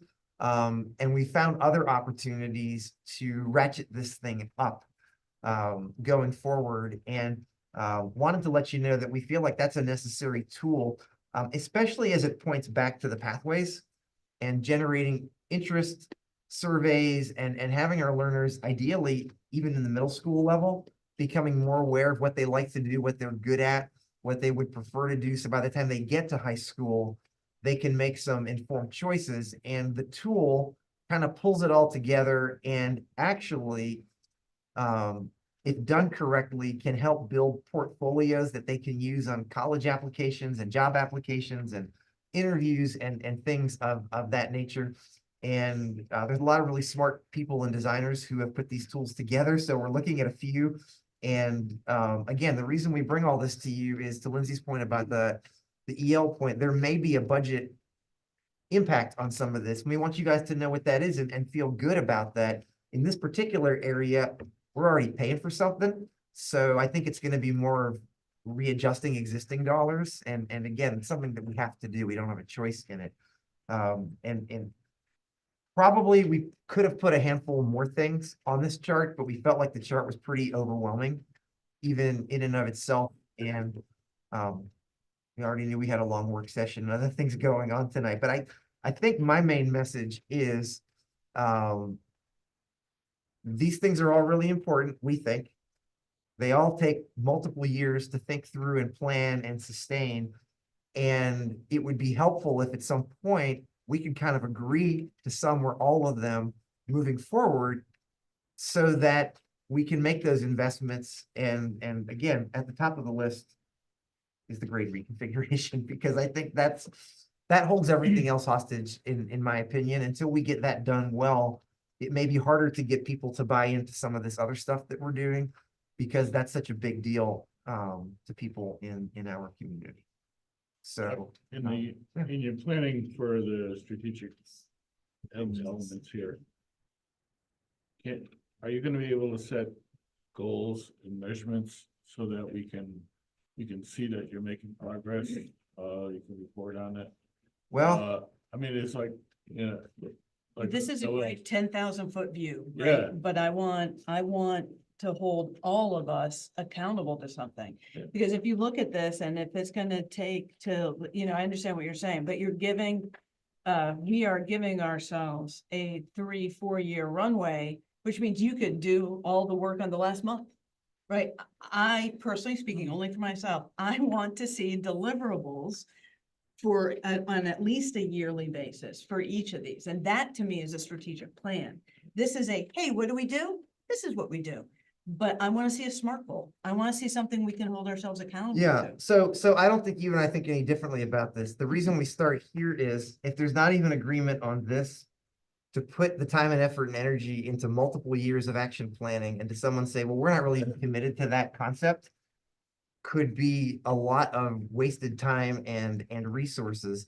The other thing, to Bob's point, and again, we've been down this path before and we haven't really decided what we want to do with it. Some of you know my background. I'm all about accountability and measures and things like that. We currently don't have anything like that as a district. We don't have a scorecard. We did unpack the state accountability indices at the last student achievement meeting, and that's fine, but that's the state's kind of thing on what we should be doing. So yes, there needs to be a companion to this that says, in my opinion, regardless of what we're doing, how are we doing? What are we saying we want to strive for, and how are we doing it? And I welcome that conversation. We tried to introduce it a few times and we've gotten stuck on that. The staffing needs, to have these pathways, are we going to require some changes in staffing and some changes in coursework? And, but, if we're gonna do that starting next year, we need to know that in this year's budget. And we need to know that, we've lost a lot of key staff people over the last couple of years. Do we replace them? Are we looking for, skills that are available now? We need to be able to say, we've been reducing teachers for the last 5 years, 6 years. Is it time to regroup and say, we need more teachers in different areas, and this is why, and this is how we're gonna do it. And I think for us too, it's forecasting, it's looking at this year's budget, but thinking 2 or 3 years ahead and wanting to know what we're doing now, what's gonna come up in the next couple of years, as opposed to finding out like 6 months before our budget season that we've got this huge bubble of staff needed to support some pathways but I think we're all asking for the same type of thing. No, this is precisely why you do this. And you don't go into, and you guys don't see me at staff meetings and things like that, but these guys can tell you. I'm kind of the czar of that, to say, hey, we just can't jump into this if we don't kind of have a plan for this. And so, but you're hearing all of those things, so they're already in your head. It's hard for us when we don't hear those things. And this is why we're wanting to do this work with you to the extent that you have the time and the energy, because this is a lot. I mean, even what we just did starting at 4:30 is a lot, and it's just one line on this thing. And so, yeah, we're 100% with you on all of that. Now, Bob's question is a little bit different. I'm not going to sit here and say, I think this equates to, we're going to have to add staff back in the budget. I'm not saying that it's not. We're not at the point yet what we're saying that. What I am saying is that our budget proposal for February 7th will get us what we need to do for next school year. Because we don't do multiple year budgets. If we could, wouldn't that be a glorious thing? But we can't because we're beholden to state funding and local funding and referendum. And so we're still only gonna be as good as the annual funding and support that we can get from this group and eventually the taxpayers through the referendum annually. I would still argue doing things like this is pretty rare in public education. Most people do not want to lay out multiple year plans as you guys are suggesting. But I don't Even- think even- that's, I don't even- think that's what even we're worse. suggesting. And I We're also think talking that about- it's ingenuous. I've worked with many districts. This is what we do. Yeah. You know, strategic planning is usually a 3 to 5 year. I'm not disagreeing with that. No, I think you're misunderstanding me. I'm talking about what Bob's talking about, where you're actually committing budget dollars for future years, not knowing what your budget situation is going to be. That becomes very difficult. I mean, we do it where we have to do it. We approve a teacher contract and we say, this is what we're going to pay teachers for the next 3 years. So that becomes the known. The unknown is how many teachers are we going to employ? What are our class sizes going to look like? You can strategic plan all you want. If you're upside down on your budget, you still have to make modifications and adjustments to it. So I don't think we're saying anything different. No, and I think But- when you talk about like, and you said like you want the board to be involved as much as possible, as much as we can. And I think that's one of the great things about the 10 of us is that you're so involved in so many different areas. And we talk and we communicate and we work together. And I think that even if we have a few people that are involved in day-to-day things that we bring here and we're really concerned about. And I'm not saying day-to-day like daily, I'm saying on what's going on from that lens, it's gonna help us be able to form those decisions to make those. With not like 2 days before our budget cycle, like none of us want to be stressed out, 6 months before. We want to know what's coming like a year before on the big stuff. I think that's what we really need to work through. Well, right. And like I said, this is a combination of some stuff that we've already been working through and some stuff that might be newer. And I don't disagree with any of the points made. Yeah. And I'll take it a step further. If there isn't buy-in from the board, ideally unanimous buy-in, but we're probably never going to get unanimous. If there isn't true buy-in and ownership of this, it's not going to go anywhere. It's not going to go anywhere. And the flip side is also true. If there is universal buy-in, budget processes get a lot easier because we just point to this and we say, this is what we said we're doing. And that's why the budget looks like it does. And not, oh, I just ran into somebody who wants us to do X, Y, and Z. No. We said we're committed to these kind of things. So if this means we have to push some of this to the right or even push it off the chart, then that's what we have to do. I mean, that's just.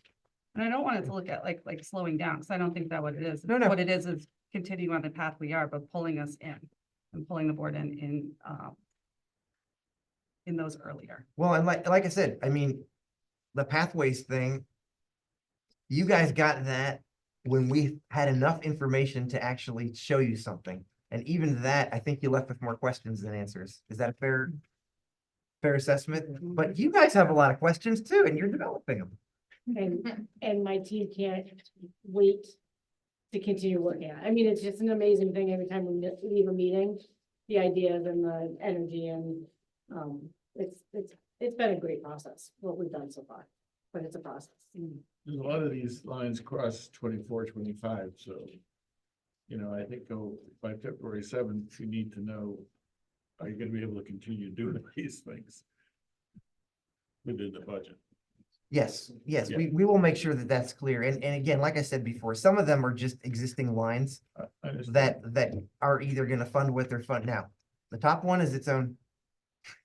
That one is what it is, but you heard from the previous presentation, we're feeling very good about the assignments of the teachers and the moving and all of that stuff. So the interim part of it, we're feeling very good of. The long term, we've got the community forums next week and we're just gonna have to see how quickly we can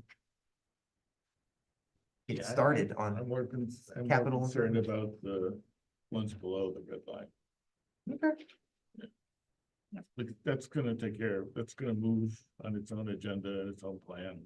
we have a path for it, you know, we have, we got a timeline, we've got And we things have in place to monitor. $7 million we have to, with, stuff like that.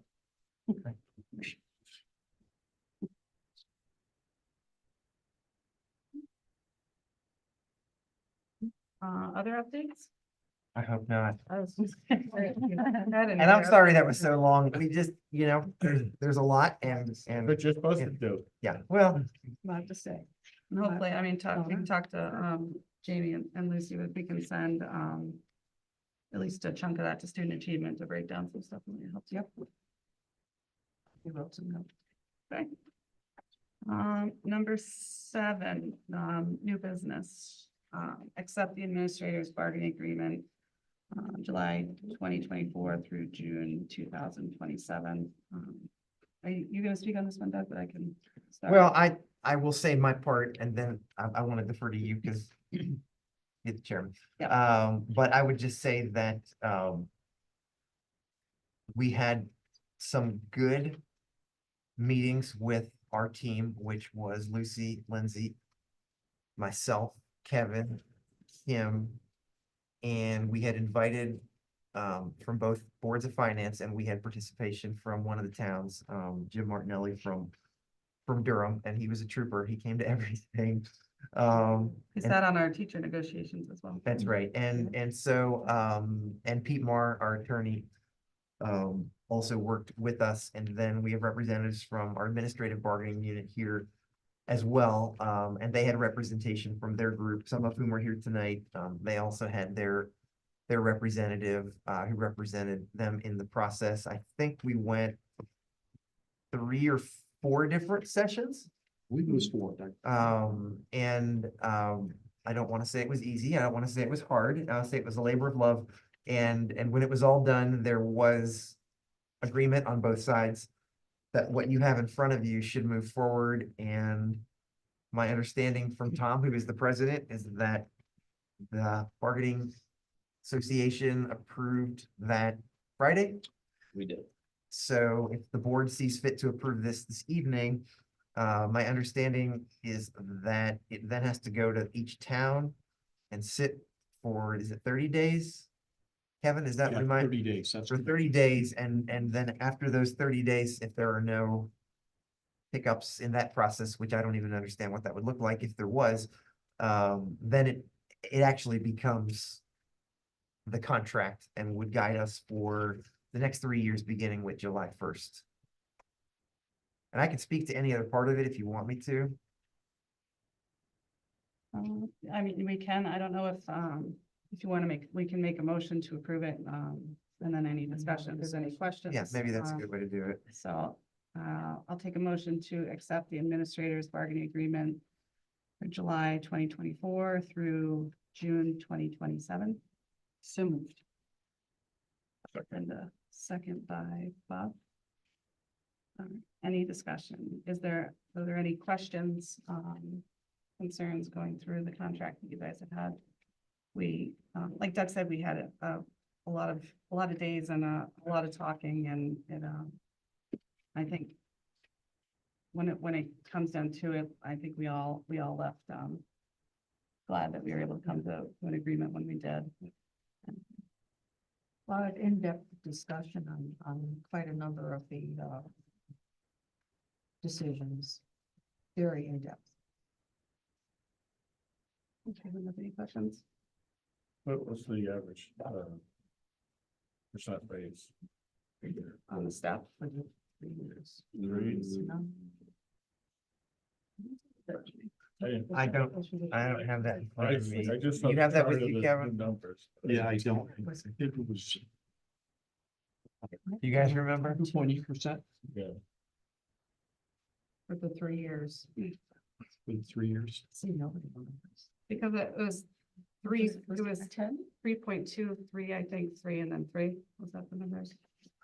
I just, that's because we always should talk about that. I thought the final numbers. That we got. If Kim were here, she would probably have that memorized. I'm not putting that on her. I couldn't find it anywhere. They wrote it down, so that must. I don't remember seeing it in the contract. There wasn't. No. Yeah. Was between 9 and 10%. Oh, because the breakdown wasn't there, but the percentage for the 3 was there. Over the 3 years. Yeah, yeah.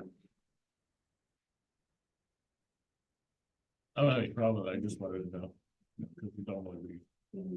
Yeah, because that's. It was also offset, it was also offset by a premium share increase. I saw that. for the new schools. We have the one before it, but I don't have that one. No, I looked through all my papers. Yeah, I didn't see it. I can't believe I didn't read it. So. Do we want to have that in? Do we want the breakdown? Should that be in the contract? Because I don't think the breakdown's in there. Well, it, 15%, the, right? the The contract figures is, are in yeah, there, I but think the this is percentages more, are I not. think what Bob's saying is this is more the way maybe it had been communicated in the past as,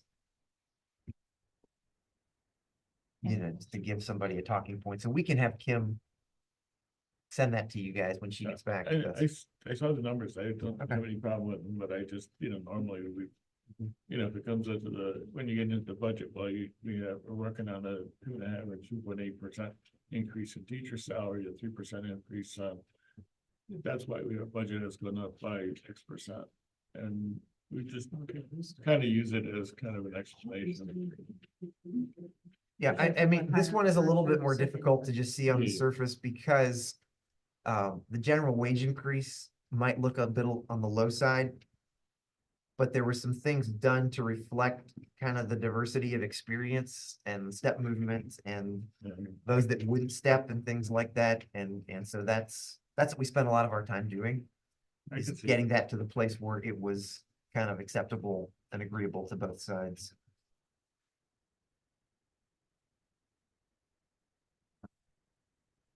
We'll make sure Kim said it. I even looking at last time and I was gonna call Kim today before I realized she was on the cruise.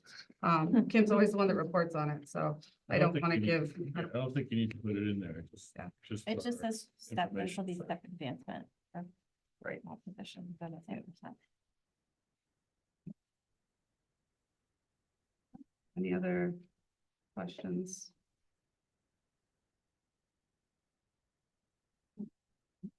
Vote, all those in favor of approving the administrator's bargaining agreement for July 2024 to June 2027. All those in favor say aye. Aye. Aye. Any opposed? Any abstain? All right, motion passes. Congratulations, thank you. Thank you. Thank you for your work. Thank you. Thank you, guys. Quite an effort. The Bar Association, Lindsay and Doug and Lucy, some long nights, as is typical of any negotiation, but, we appreciate the opportunity to work with all of you and, certainly want to thank our negotiating team, from our administrative ranks, put in some extra time, along with me and obviously, Doug and his team and the board's team. So thank you. And I look forward to, another great 3 years. 2027 seems like a distant future, so Yeah. pretty great that we're talking that far ahead, but, thank you to the board and to Doug and central office team as well. And you have a hockey game to get to. Yeah, so, but I like to say, so I'm not just leaving because of that, but, going to support the Southington, Coggins, Westbrook, co-op hockey team. With a few Coggins players, and, my son is the W in SCWBA. The only Westbrook kid, so, not a long-term. That's good. Who are they playing tonight, Tom? We are playing Wilton, so I don't envy their drive home afterwards. Having worked in Wilton, before I came here. And they're playing in Cromwell, so it's just, Good ride home for those. you can name any town you want and somebody's involved. Yeah. Now, are they practicing in Cromwell too? Are they practicing in Cromwell too, or just games? No, our home rink is Champions Cromwell. Have they You know how implemented the much neck driving guards he they were does? talking about last He year? drives in the early morning. Yeah, Going back to yep, Westbrook. all of, Get up, then high it's school all hockey back. players are required. Yeah. Which is a good thing. So it I'd doesn't make my happen kid very find another frequently, sport. but, when it does, you don't want it to. Thank you all. Hockey dedication, it's never a dull moment. Yeah, well, if you get to see any of your Coggins boys, we do have, generally about 2 to 5 a.m. practices a week, so, Are you transporting to those practices? Well, I'm happy to report to the board if anyone's interested that my son is now driving. That helps. That makes a big difference because Sure traffic does. taxes are tough on parents. Without a doubt. Yeah, sure does. Thank you. Well, congratulations. Thank you. Good luck tonight. All right. Well, we need it. We need it. Yeah, We've been go a get us scuffle. Not because of your goal, is it? No, no problem. Um, Do a cognitive. Yeah, it's got to show.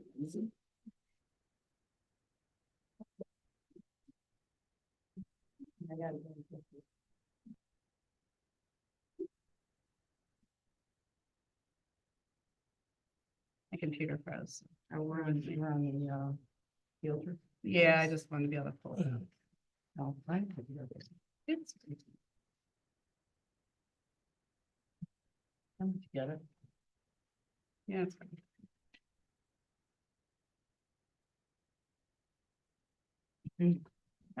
All right, B, to approve the Cog field trip, request for Washington DC. Is Deb's here? Is Deb speaking on that?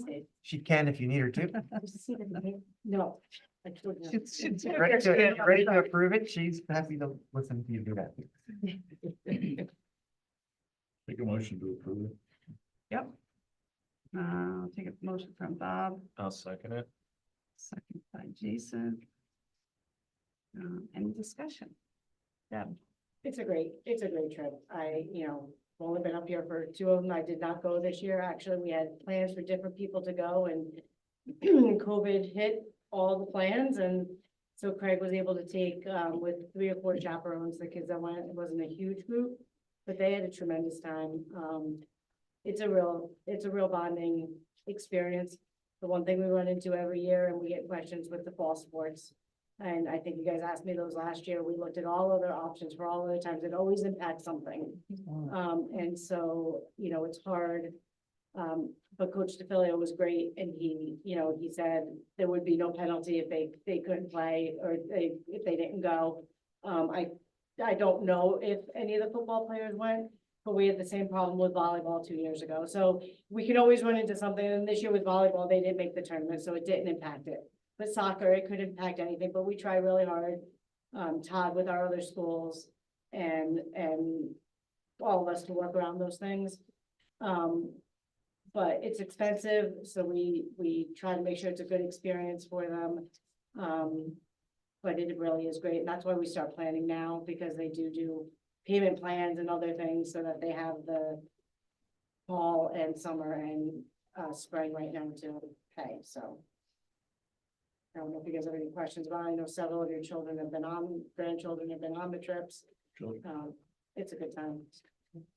The one Yeah, thing I think looked we- at the one from last year and I didn't see anything that was really changing. Everything seemed to be the same. The one thing we may, this is not set in stone, but the one thing we may change is the dinner cruise, because it's really become a middle school not elementary, but a middle school thing. So our high schoolers are on there, which is fine. We can keep them separated. It's just not the experience we want for the high schoolers.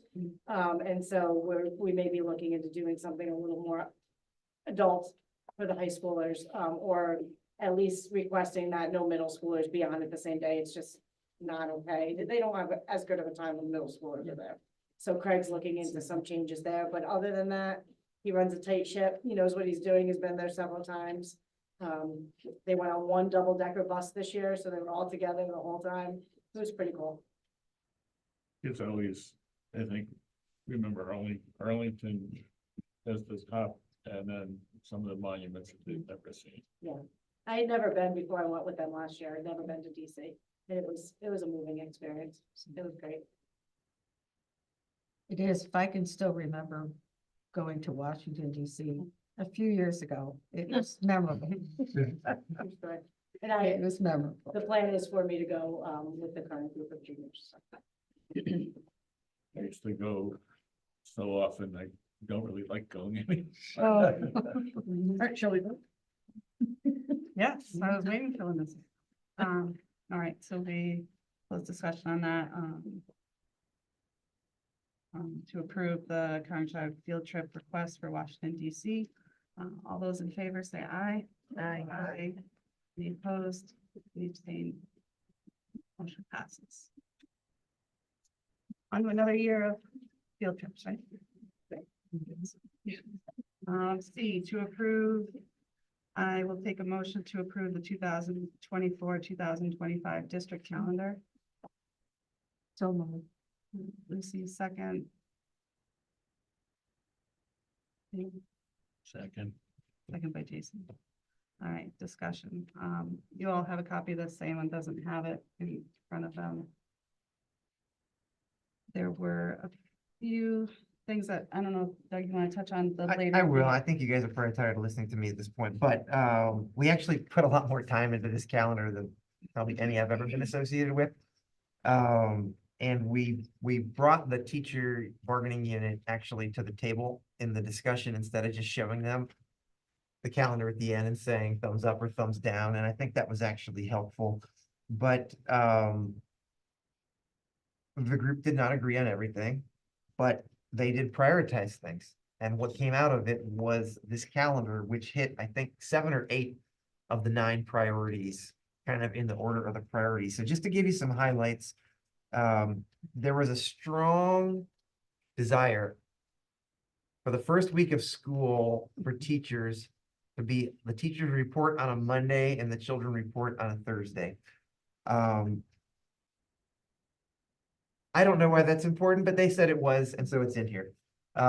Also, they wanted to start a little bit later, especially with the reconfiguration, just have a little bit of extra time. And so this calendar would start the week before Labor Day, where this year we've been doing like the teachers report the week prior at the end of the week, and the learners reported on that Monday. Some of them felt like, especially with like kindergarten, especially kindergarten, that doing 5 straight days coming off the summer would be hard. Again, reasonable people could disagree on that, but they wanted that, and so we were able to put it in there.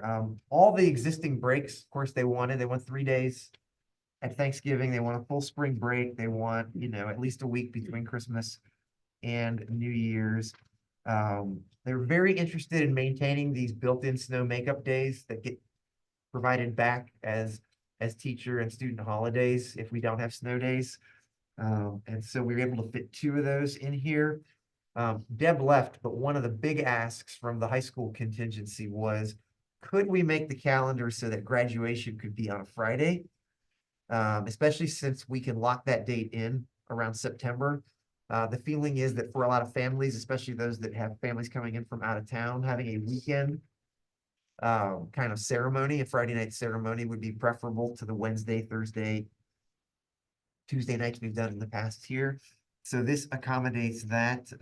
It also continues to support the personalized professional learning that I mentioned, as the current year's calendar does, by building in 2 days at the end of the year that we don't really want people to come in on those days. This is our way of saying to them, if you will earn and document the legitimate professional learning hours prior to those dates, then you don't have to report. But of course, if they don't, then they will have to come to work when most of their colleagues will not. And so So do those, in order to get those 2 days at the end of the year, do those 2 days of professional learning have to be off contract hours? they do. Okay. That's all in the So they have to, bargaining yeah, so agreement. they have to document the fact that this They happened do, on the and they weekend. can't wait till like the last week. It's Right. what is it, like the 1st of May or We gave- something? We're giving that, we gave them from July 1 to May 1st. So it could be, so a lot of people probably did over the summer. Yeah, especially like with the EL program and a lot of, Yeah. we have so many people that just always do that anyway. Right. So it was kind of a reward Right. to them. And to others who might not have, because they felt like, I'm not doing it if I don't get paid, would go ahead and step up and, yeah, it's gotta be outside contract hours. So if they're getting a stipend for something, it doesn't count. They Right, can't right. It's do double it. dipping. So, yeah. And then, so what happens on the 16th and 17th? What Like, hap- what kind of program, like, does the district provide programming, or they have to? Well, we haven't been through it yet, so we don't Ah. know. We But we would- we piloted this with 1 day 2 years ago because of something with snow days and COVID and all that, and we didn't have anybody who didn't take advantage of it. And so again, the spirit of this thing is that we're trusting them and that they're doing legitimate things, and if they don't follow that trust, the union knows that's gonna make it less likely for us to support these things moving forward.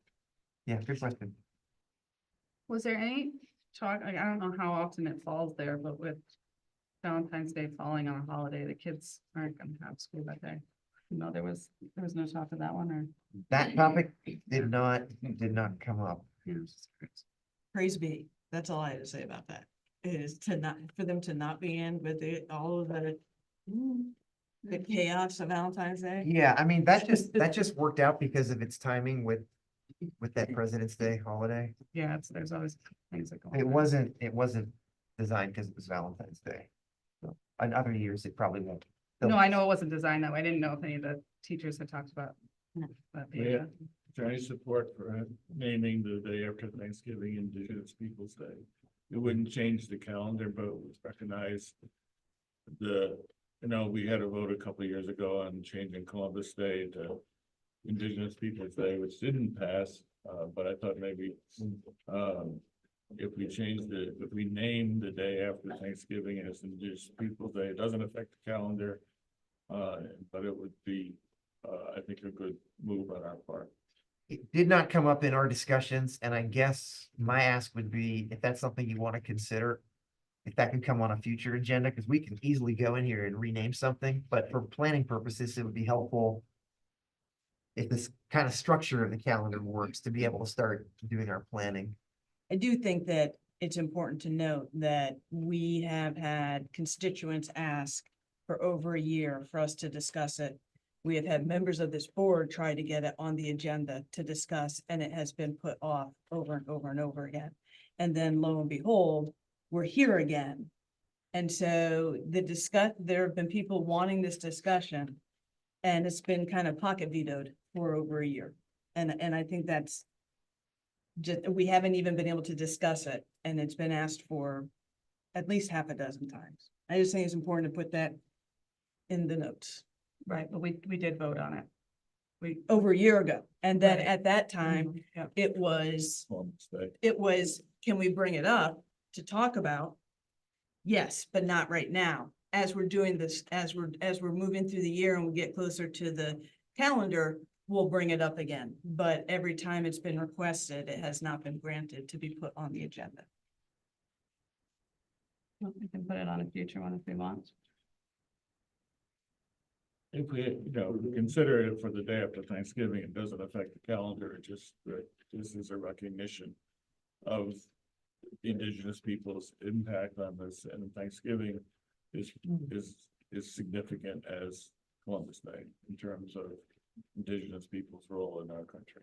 Well, the actual acknowledge Indigenous Peoples' Day is Monday, October 14th, so I feel like if it was gonna be on our calendar, it should just be Columbus Day / Indigenous Peoples' Day, and we could just add it there and acknowledge it, that it is a joint holiday that people acknowledge, but I feel like it should be acknowledged on the actual day that's being observed. I feel like we shouldn't just be calling random days, random holidays. All these days were random holidays, right? Absolutely, but Yeah. if there's a day that's already Indigenous Peoples' Day. Right. It should be that day, not just, Yeah. oh, we're gonna do it. There are, and I agree with you, and I also, and well, I'll say, I think it was not me, I think it was Mariah had brought up the idea of having it be / it may have been you, Bob, I know it wasn't me. I mean, I brought it up. I'm down with that, That's a good way to- but that was also, it was voted down. When we did vote. And I think too, looking at the minutes, we did say we wanted to revisit it once the state had aligned with it, and right now the state hadn't aligned with it, but if it's something you want to bring up, we can throw it on next agenda and have discussion on it. That works for everyone. And that would give our full Yeah. board, we're missing John, that work? Yeah. Okay, let's do that. So I'll write down, Lucy, and I'll make sure we'll put it on for February. Yep. And then between then, if we can come up with some different ideas on, there's different scenarios where we're doing it in conjunction on a different day. And as long as we're gonna jump in, I think actually labeling April 18th as Good Friday is also inappropriate. I mean, you can say district close, but if we're closing for Good Friday, that's a Christian holiday. What does Learn do with that? doesn't put the names of almost any holiday in, like Memorial Day is To district Memorial closed Day. day, or- Everything else is district closed, or it is winter break, spring recess. But other days, well, they don't celebrate Columbus Day, they celebrate. I had just- suggested this last year, just to get away from this whole conversation, is just to say district closed or school, like. Yep, I to- agree. To individually label everything, everybody knows what it is, like, we don't really need to keep labeling it. I agree. So it really could get us out of this conversation like every year too, because it's true. I mean, everybody has a different opinion about the holiday. The Right. point is, it's just closed. That's Right. really all that matters. Right. is Don't come to school. Right, right. You can show up, but you're gonna be lonely. Yeah, also, but a lot of teachers have their curriculum based on the holiday as well. Especially in elementary. Which is also problematic. That Friday, I don't know anybody. That's not the. No. Right, so I think we have a little bit more to unpack on that next meeting. We'll make sure it's on there. And in the meantime, Lynn and I can go through and look at ACES, Learn, we'll get all of our support districts, our alliance districts. Great.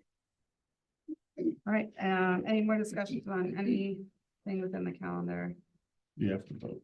I know, I'm just saying I don't want to close discussion until We won't publish it if you voted in tonight, knowing that you may be changing some of the verbiage in it. But I think you touched on it, but I think the parents are really gonna be happy to see us not starting so late, but the fact that we're not starting on that Monday, because I like to tell you, these kindergartners coming home were wrecked after 2 days, and their parents don't know what to do with them. It's just, it's a lot for the little kids, and I think it's a really good idea. And I think if we pushed it back, I think we would have started the teachers on the 19th if we had moved back, right? That was the other option, and that would have created some other things that were attractive to some people, but it was a lively discussion. It wasn't quite the negotiations we did for the thing we just approved, but it resembled it in some ways. Right, Jen? I wasn't there for the whole thing. Okay. I always Nice like drop coming in. back, teaching 3 days, teaching 4 days. Up to go. And easing into this. Yeah. one. Yeah. And the only other Always been that way. comment I have on the calendar is, I don't know how many of you have the same thing, but so many parents come to me, they're like, what does this mean for like end of day and the snow day and how it's built in? Because I know we're doing it different than a lot of district calendars. So people are getting confused as to like how many we currently have. And I don't think it's put in as reserved snow makeup days. So this might be better the way that you have it this year as opposed to last year, but the asterisks and then the 2 asterisks. That's exactly a how lot we of did it asterisks. last year. Yeah. I don't know how else It to takes a do bit it. of getting It's- used I to. couldn't think of another way to make it any. Well, because it's like if you have 1 snow day, it's this. If you have 2 snow days, it's this. Right. So, and we could have got rid of those, but people like those too. They like to think that if we don't get any snow days, they have some payoff in the spring, and more importantly, that their school year doesn't get extended. Because as much as they want to end on a Friday, they don't want to come back the next week. So that was kind of the trade-off, but we might get more snow next year. Who knows? Might get more snow this year. Right, so we'll discussion and take a vote to approve 2024-2025 district calendar, knowing that we're gonna likely have a couple of extra changes between now and February. All those in favor? Aye. Any opposed? Any abstain? Motion passes. All right, committee reports, building committee, Bob.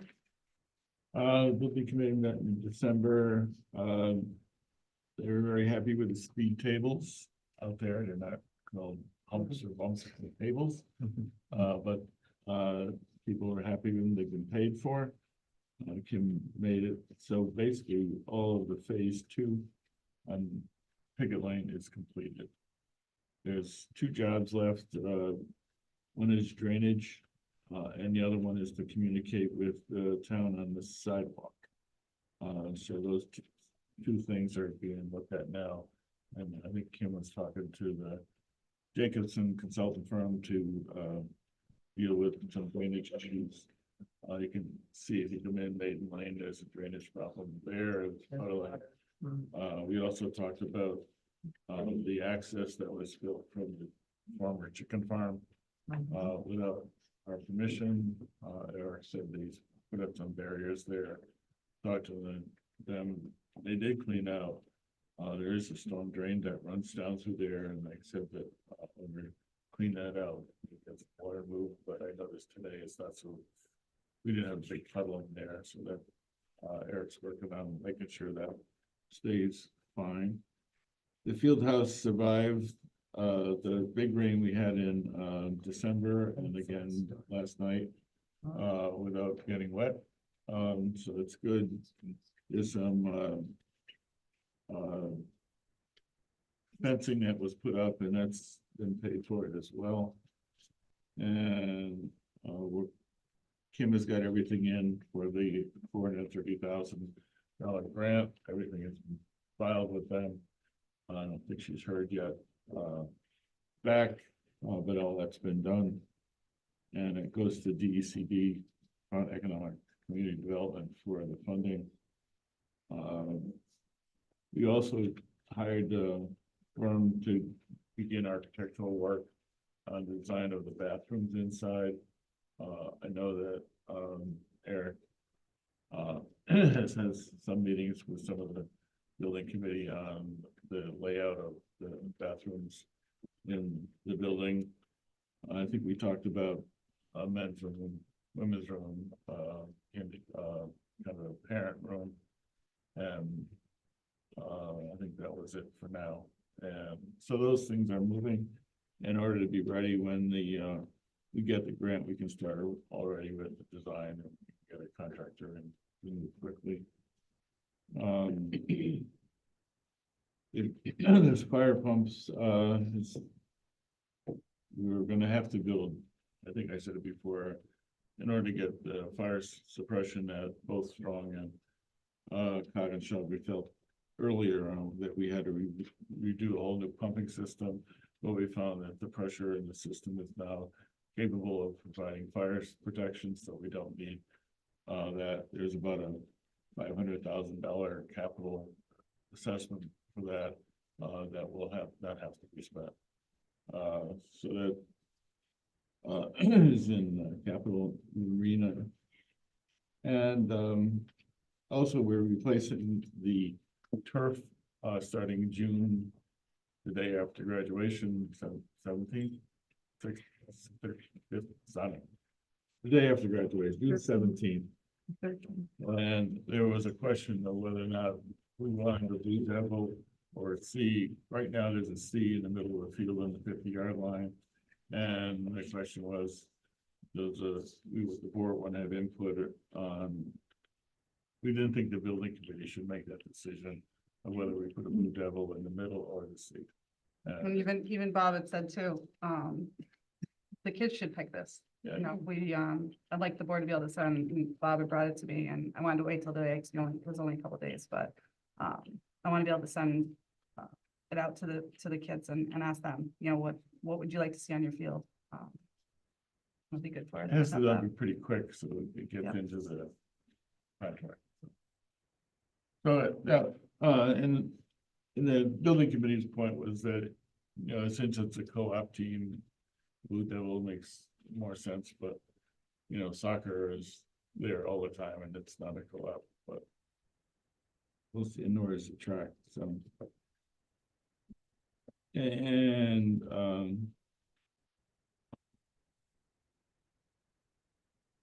the other question is that they wanted to talk about any revenue that comes in based on the use of the field once the lights are in. It's a long-term question, but once the lights are in, a lot of the football clubs and other clubs around will want to use it at night on a new turf, and we need to figure out if there's revenue from that. Where that's going. Where do we do it? Does we put it back in the general fund, which is paying for all the stuff, or do we donate, you know, keep it focused on the facility itself? So we've never really kept any money out we've always gone back to the general fund, so that's gonna be a real policy question, whether or not we allocate any revenue from the use of this facility to the facility or to the general fund and budget it like we did everything else. You want to see that go into policy sooner rather than later, just to talk about, or do you want to wait off of that?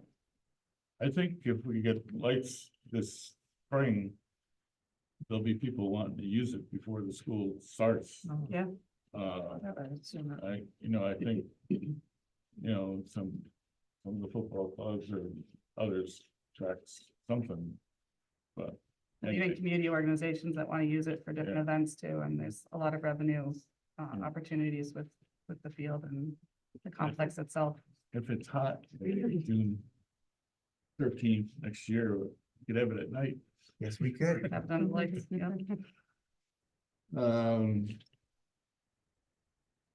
So that was it, I think. I think that's about everything. But I think there are two policy questions in there, revenue and the devil. Not a big hard one. Awesome. All right, number 9, board communications, professional development. I have a few things I want to touch on. There's just been a lot of conversations over concerns about kindergarten.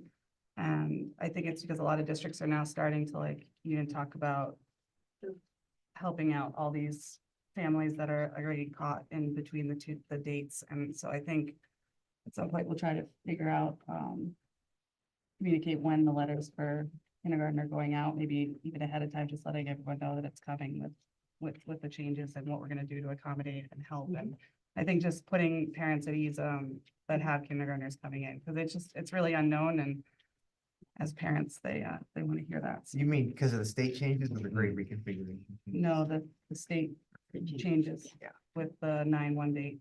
Yeah, Deb Murray's been sending them emails to document their requests to essentially start early under the new rules. But what we've told them is that we're not at the point yet where we can say exactly when we're going to assess or how we're going to assess the. Because it's up to the district. The statute actually puts it on the principal. It actually says the principal, so. And Yeah. started well, we've been having a conversation, but we started specifically putting our depth letter together this week and, trying to hit the policy. We've updated the policy to send over to the policy committee and we did the review to share with all of you too, so. But Deb and I started the draft this week.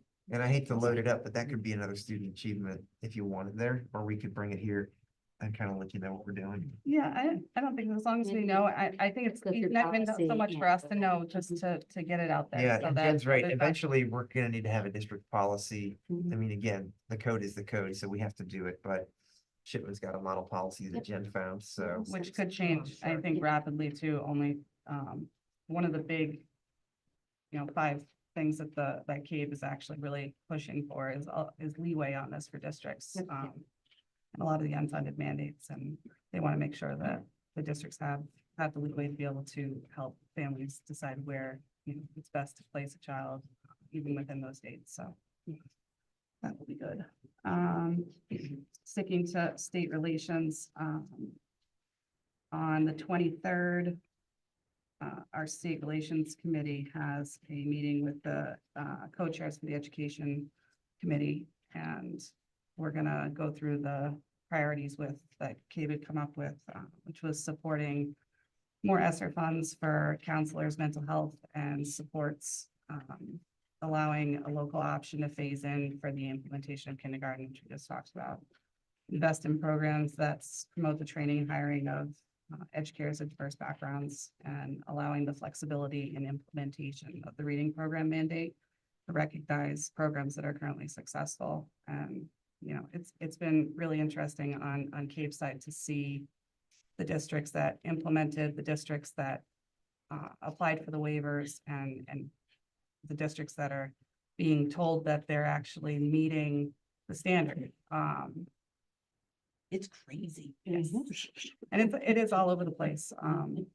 And I think that the state is finally realizing, wow, we put a tall order here to, align federally and it's had its ramifications and it's put a lot of stress on administrations, all across the state. And it's by far not, an easy situation to be in. So it will be interesting to see after the 23rd how that goes. And then, on the 25th, our district, along with Westbrook and Madison, are hosting a legislative breakfast at Westbrook. The board chair for Westbrook and Madison and I worked really hard to get a lot of the state reps and senators to come, just to listen on anything that's currently, plaguing our districts. And I plan to have a pretty substantial section on support for regional districts. In regards to the charters, in regards to funding. And there's a lot missing from the rural districts all over the country. I just sat on a summit for rural districts all over the country, and you've got groups in rural Utah and California and Maine, and they're all over the country, but they're all plagued with the same type of issues that we are as a rural district. I'll have to send you guys the summary on that, but that was a really cool symposium to sit through. Then this past weekend, we had a few board members jump in Lake Besic, and it wasn't anything other than fun to support the bench warmers, and to see how many people came to support all the kids and all those crazy people that decided to do that. And Nick Fiala in a bunny suit swimming in Lake Besic. Pink. But we did see Bob and Lucy, and I saw Jen and Deb, and it was great. The kids had a blast. I think, last minute we got an entire team, half the team to show up, and basketball team went in without their coach. So what did Mike have to do? They went in a second time with him. So That's awesome. it was pretty fun. And it should be known there was ice chunks being pulled up before we started, so it was a Right. meaningful event. The week prior, it was not. And something John's else. So not when- here. He had like, we had to run to an event, but I'll have to tell you that John wanted me to swim out to where the ice was. And he's like, we're gonna swim out there. I want to tell you that the one that went the fewest, like distance wise, was John Deneau. Did you have the scuba divers there? I did it once. No, we had Hannah in a kayak. And I think I probably would have harmed her if I needed help, but I did it once. They had scuba divers at the corners of the ice pack, so that if somebody went under, they would be able to go get them back out. I would think I was under for less than 0.2 seconds, but yeah. It was fun. I got one of my sons to do it with me, and he's like, it was just so much fun, and hope it's something we continue. But thank you, Nick, for what you guys do. And Henry did so much, and Middlefield Park and Rec co-sponsored it, and it was just fun. Fire department was there, one of our trucks was there to make sure that. Yeah, Middlefield Fire was there. Yep. If anybody wants to see Nick in his costume. It's on Facebook. Oh, it's on there. I was wondering who the guy in the bunny suit was. It was Nick, and he'll probably tell you he regretted having that much clothing on, because you don't realize, you're like, oh, I'm warm, it's okay. Until you get in the water and then you're like, it's stuck to me and I can't get away from it or get warm. That's pretty cool. On any of that, I don't think there was, I can send you guys a link for those who didn't see it. There's an article that was in the Connecticut Mirror on reconfiguration. I had a really great conversation with the journalist that wrote the article. She's very knowledgeable. She only writes for education purposes, and she was able to talk to a couple different districts, and I didn't realize, but morphed it into more, what regional districts are facing, and how we're not dissimilar to them. So I can send that to everyone if anyone wants to read it. And that, I think that's all I have. I don't know if anyone has anything else. All right, we will move on. The back page, almost there, guys. Number 10, public comment. Do we have any in-person public comment?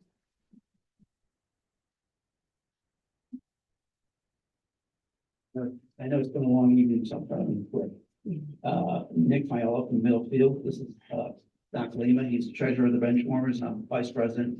Henry Bagay is the president. He wanted to be here, but he's at the basketball game with Mr. Canone. Once a year, we're required to report in on our advertising revenue. Last year, I reported in via email. I'm not sure if it ever got to the board. So I'm going to present it to the board. You'll still email it tomorrow. And so you don't have to write down the numbers that I'm going to read off. But this year's advertising program brought in $24,000. Gross profit was about $20,000, which is up from last year of $18,000. This year in total expenditures, I keep in mind we made gross profit of $20,000 and we spent $43,000. Okay, last year we spent $25,000, so we had a significant increase this year. We also have about $11,000 pending that we've already approved that hasn't been processed through the athletic department yet. So I'm happy to report that number. I'm not sure that we'll get to those numbers again next year, but we had a lot of making up to do this year, so I think we did a pretty good job. I know this is not usually a time where we have questions and answers, but if somebody has a question, I'll be happy to answer. If not, we'll sit down and be quiet. Yeah, and I think, what are the pending, you said how much in pending projects? $11,000. So we have a tennis mesh privacy screen. We have additional weight room equipment. We have an inflatable cheer tumbling mat, and we have a vertical jump tester. When I send you the email, you'll see that we've approved about 20 different items. And I think we've touched upon every single sport by school. So That's what we do. No, we can't thank you guys enough for all that you're doing. On the things that are pending, if you could send those and we'll try to figure out a way to make sure that those get approved and processed and. Yep. We'll do that, but, just seeing when the advertising policy came, I was really shocked to see how much you guys did to make what you did, and we're appreciative, so. Thank you. That pent up demand. Yeah. And people wanted it for the longest time. And as a private business person, that's cheap advertising. And that's why we had such a response. And they know it goes to a good thing. I've been in the club for 38 years. And we're approaching 2.5 million given to the school system. So over those years. It's a good project and it's a good club. And we appreciate all your help. Absolutely. I find the advertisements all up there. It's quite beautiful. I like it a lot. I think it adds a level of community spirit, not everybody's aware of it, but we're here as these two towns to support each other. We look out for each other, and that's a vivid example of that. Well, just to say, okay. Tried to make it classy. Keep it at low. Done right. And you guys had your input that really made it come together. I've seen Nick in the middle of the summer hanging those up, sweating away. After the Zip store, ties out. I was just there today, tagging them back out because they're all blown all over. Heavy wind blows them around, but other than that, they're pretty stable. But, like I said, if the school has an issue as to where we put them, we're more than happy to move them around. So, thank you. Yeah, no, thank you guys. We're incredibly appreciative of it. Thank you. It's the one thing I have to say, it's really nice when you aren't involved in an organization, but as welcoming as the Benchwarmers have been for events and to send things to us and get us involved. We've learned about a lot of the co-ops, most recently we got, so it's great. So I will, again, I'll email my report to the whole board tomorrow, so we'll all have the numbers. Okay. Awesome. Thank you. Thank you. Do you have any other in-person? Remote public comment. I have one hand raised. I'm gonna recognize you to talk. It's Mike Helligan. Hello, can you hear me? Yes. Yep, we can hear you. Hi, good evening, everybody. Appreciate the time. I attended the work session earlier tonight, and again, I thought that was great. I've been following and looking at all the proposals and studying them. Again, impressed with all the work that's been done on that. A question I have is, when would the towns be essentially voting on a proposal? I don't know when that happens. I don't see that information anywhere. So that was kind of a question I had. I don't know if you guys can answer that tonight or how it'd go about. I can get you, I think I have your email, Mike. I can reach out and give you Okay. the information. Okay. And just kind of, I guess I really have questions. And I know this isn't the place, and I don't know if it's preferred that I email the board with questions, but again, if that was something that was one of these proposals were voted on in the spring or this coming spring, has the board even talked about or considered changing the current reconfiguration plan? Because say a new school were to pass, the reconfiguration, their plans are completely different. So if a new school were to pass in the spring or whenever we vote, how would that affect the current? And really a request, I'm really looking forward to the forum next week and having these discussions. I would really ask the board to kind of answer some of these questions with how does the current reconfiguration plan fit in with these proposals? Because from my point of view, and I've talked to several other parents in the district, it doesn't, they're completely different. I feel like the plans would completely reshift and change. So part of the presentation at the forum, I know this is going to come up from parents, is how do these proposals fit in with the current reconfiguration plan? And if a proposal is passed, how is next year's plan going to change? Is it going to be put on hold until construction begins and you guys empty Memorial? And I know it's up to the towns to pass something, but my concern is, and a lot of parents' concerns are, getting something passed. It's been challenging over the years, but Brewster and Lyman are deteriorating schools. They need improvements if the kids are going to stay in them for several years, or if something doesn't get passed, and just questions like that. So a request from me would just be to, I would like kind of like the board's perspective on the reconfiguration and how it ties together with these proposals, because I see from their proposals they have different reconfiguration plans, and they're highly different from what I can see if you're entering all the kids out of Memorial or Brewster or Lyman to do renovations. So I would just like to understand the board's perspective on that. I guess that's what I don't understand. So I'd like to just have maybe I'm missing something, or a clearer view on why the reconfiguration is being rushed to next year. And I think a lot of parents would like to understand that. So if some of that could be explained in the forum, I think that would help answer some of the community's concerns and questions. That's all I had. Thank you, Mike. And I'll reach out and we can talk before then. And then Lucy and I do have to meet with administration on Friday. So we'll get back to you on that as well. Great. Thank you. Thank you. Sorry, I don't see anyone else online. No one to ask about. So with that, I will take a motion to move. Second. All those in favor? Aye. 8:40 p.m. Thank you all. And once Lucy and I sit down Friday, anything with the forums, I'll send you guys your feedback before we